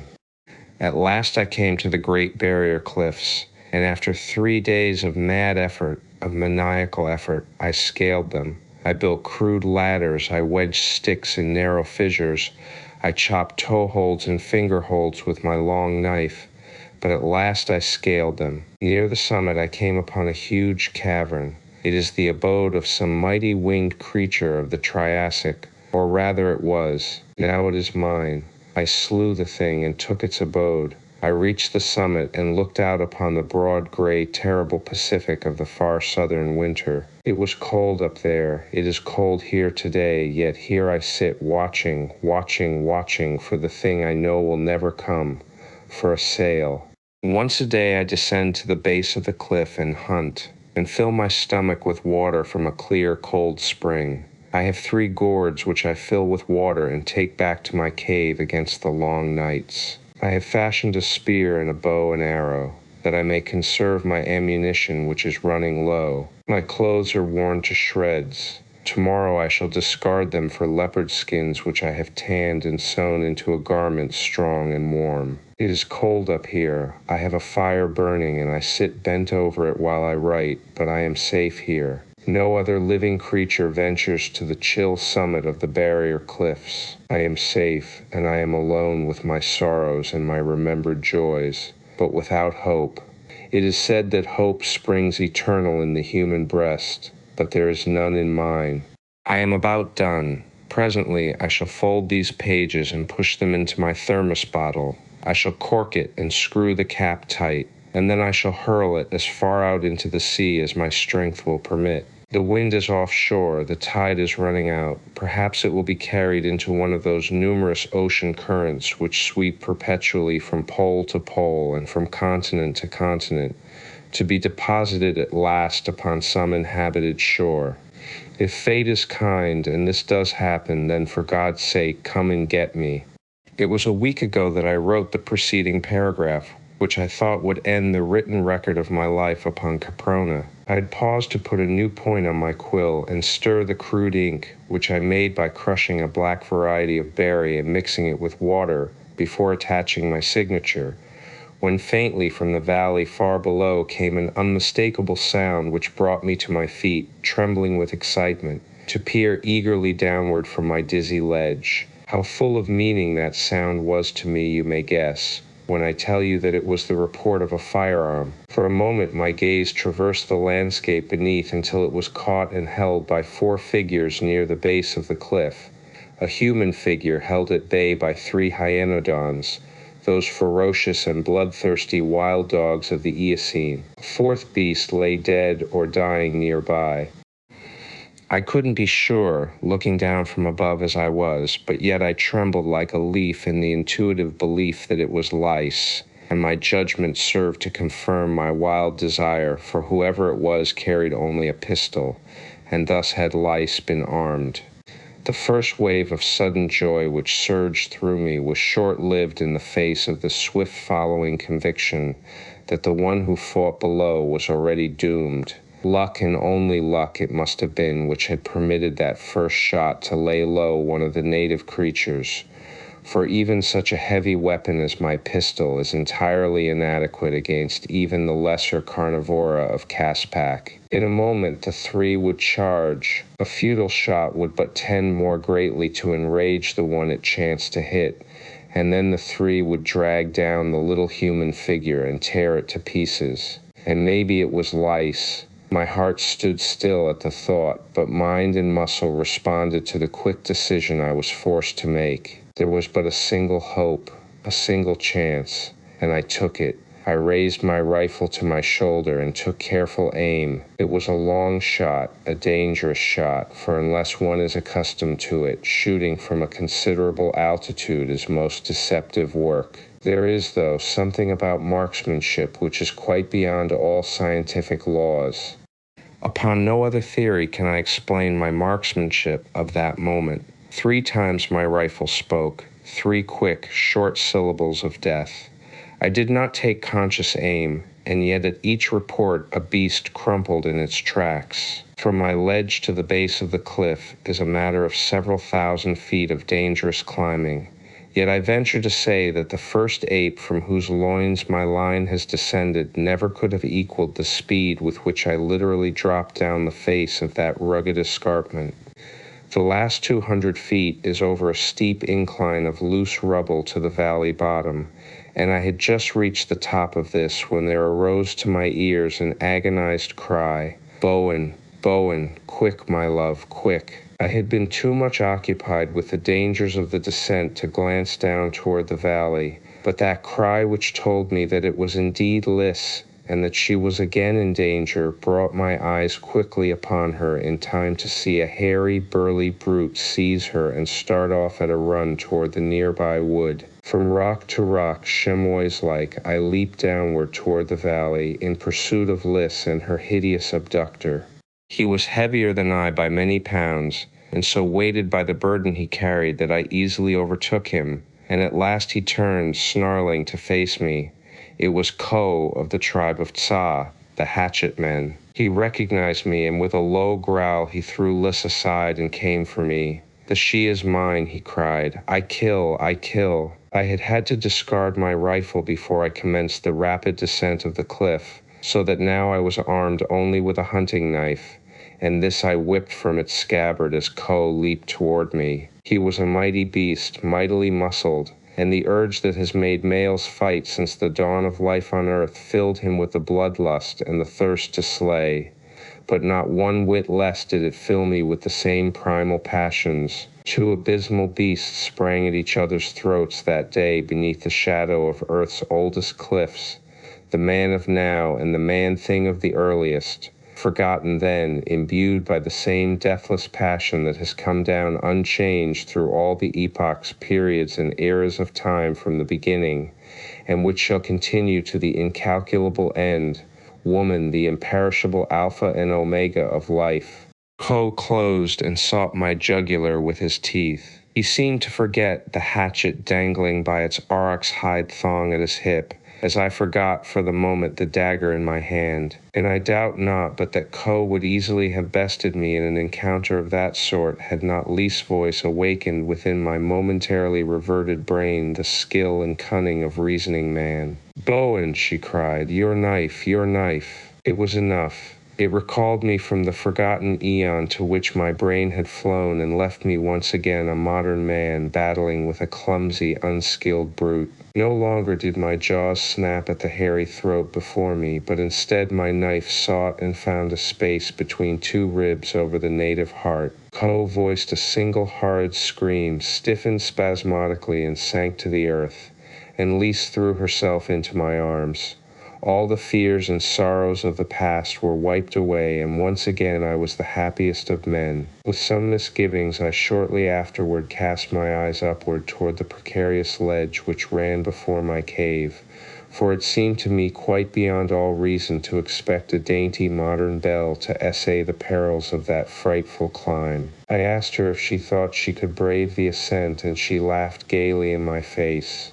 "Watch," she cried, and ran eagerly toward the base of the cliff. Like a squirrel, she clambered swiftly aloft, so that I was forced to exert myself to keep pace with her. At first she frightened me, but presently I was aware that she was quite as safe here as was I. When we finally came to my ledge and I again held her in my arms, she recalled to my mind that for several weeks she had been living the life of a cave girl with the tribe of hatchet men. They had been driven from their former caves by another tribe which had slain many and carried off quite half the females, and the new cliffs to which they had flown had proven far higher and more precipitous, so that she had become through necessity a most practiced climber.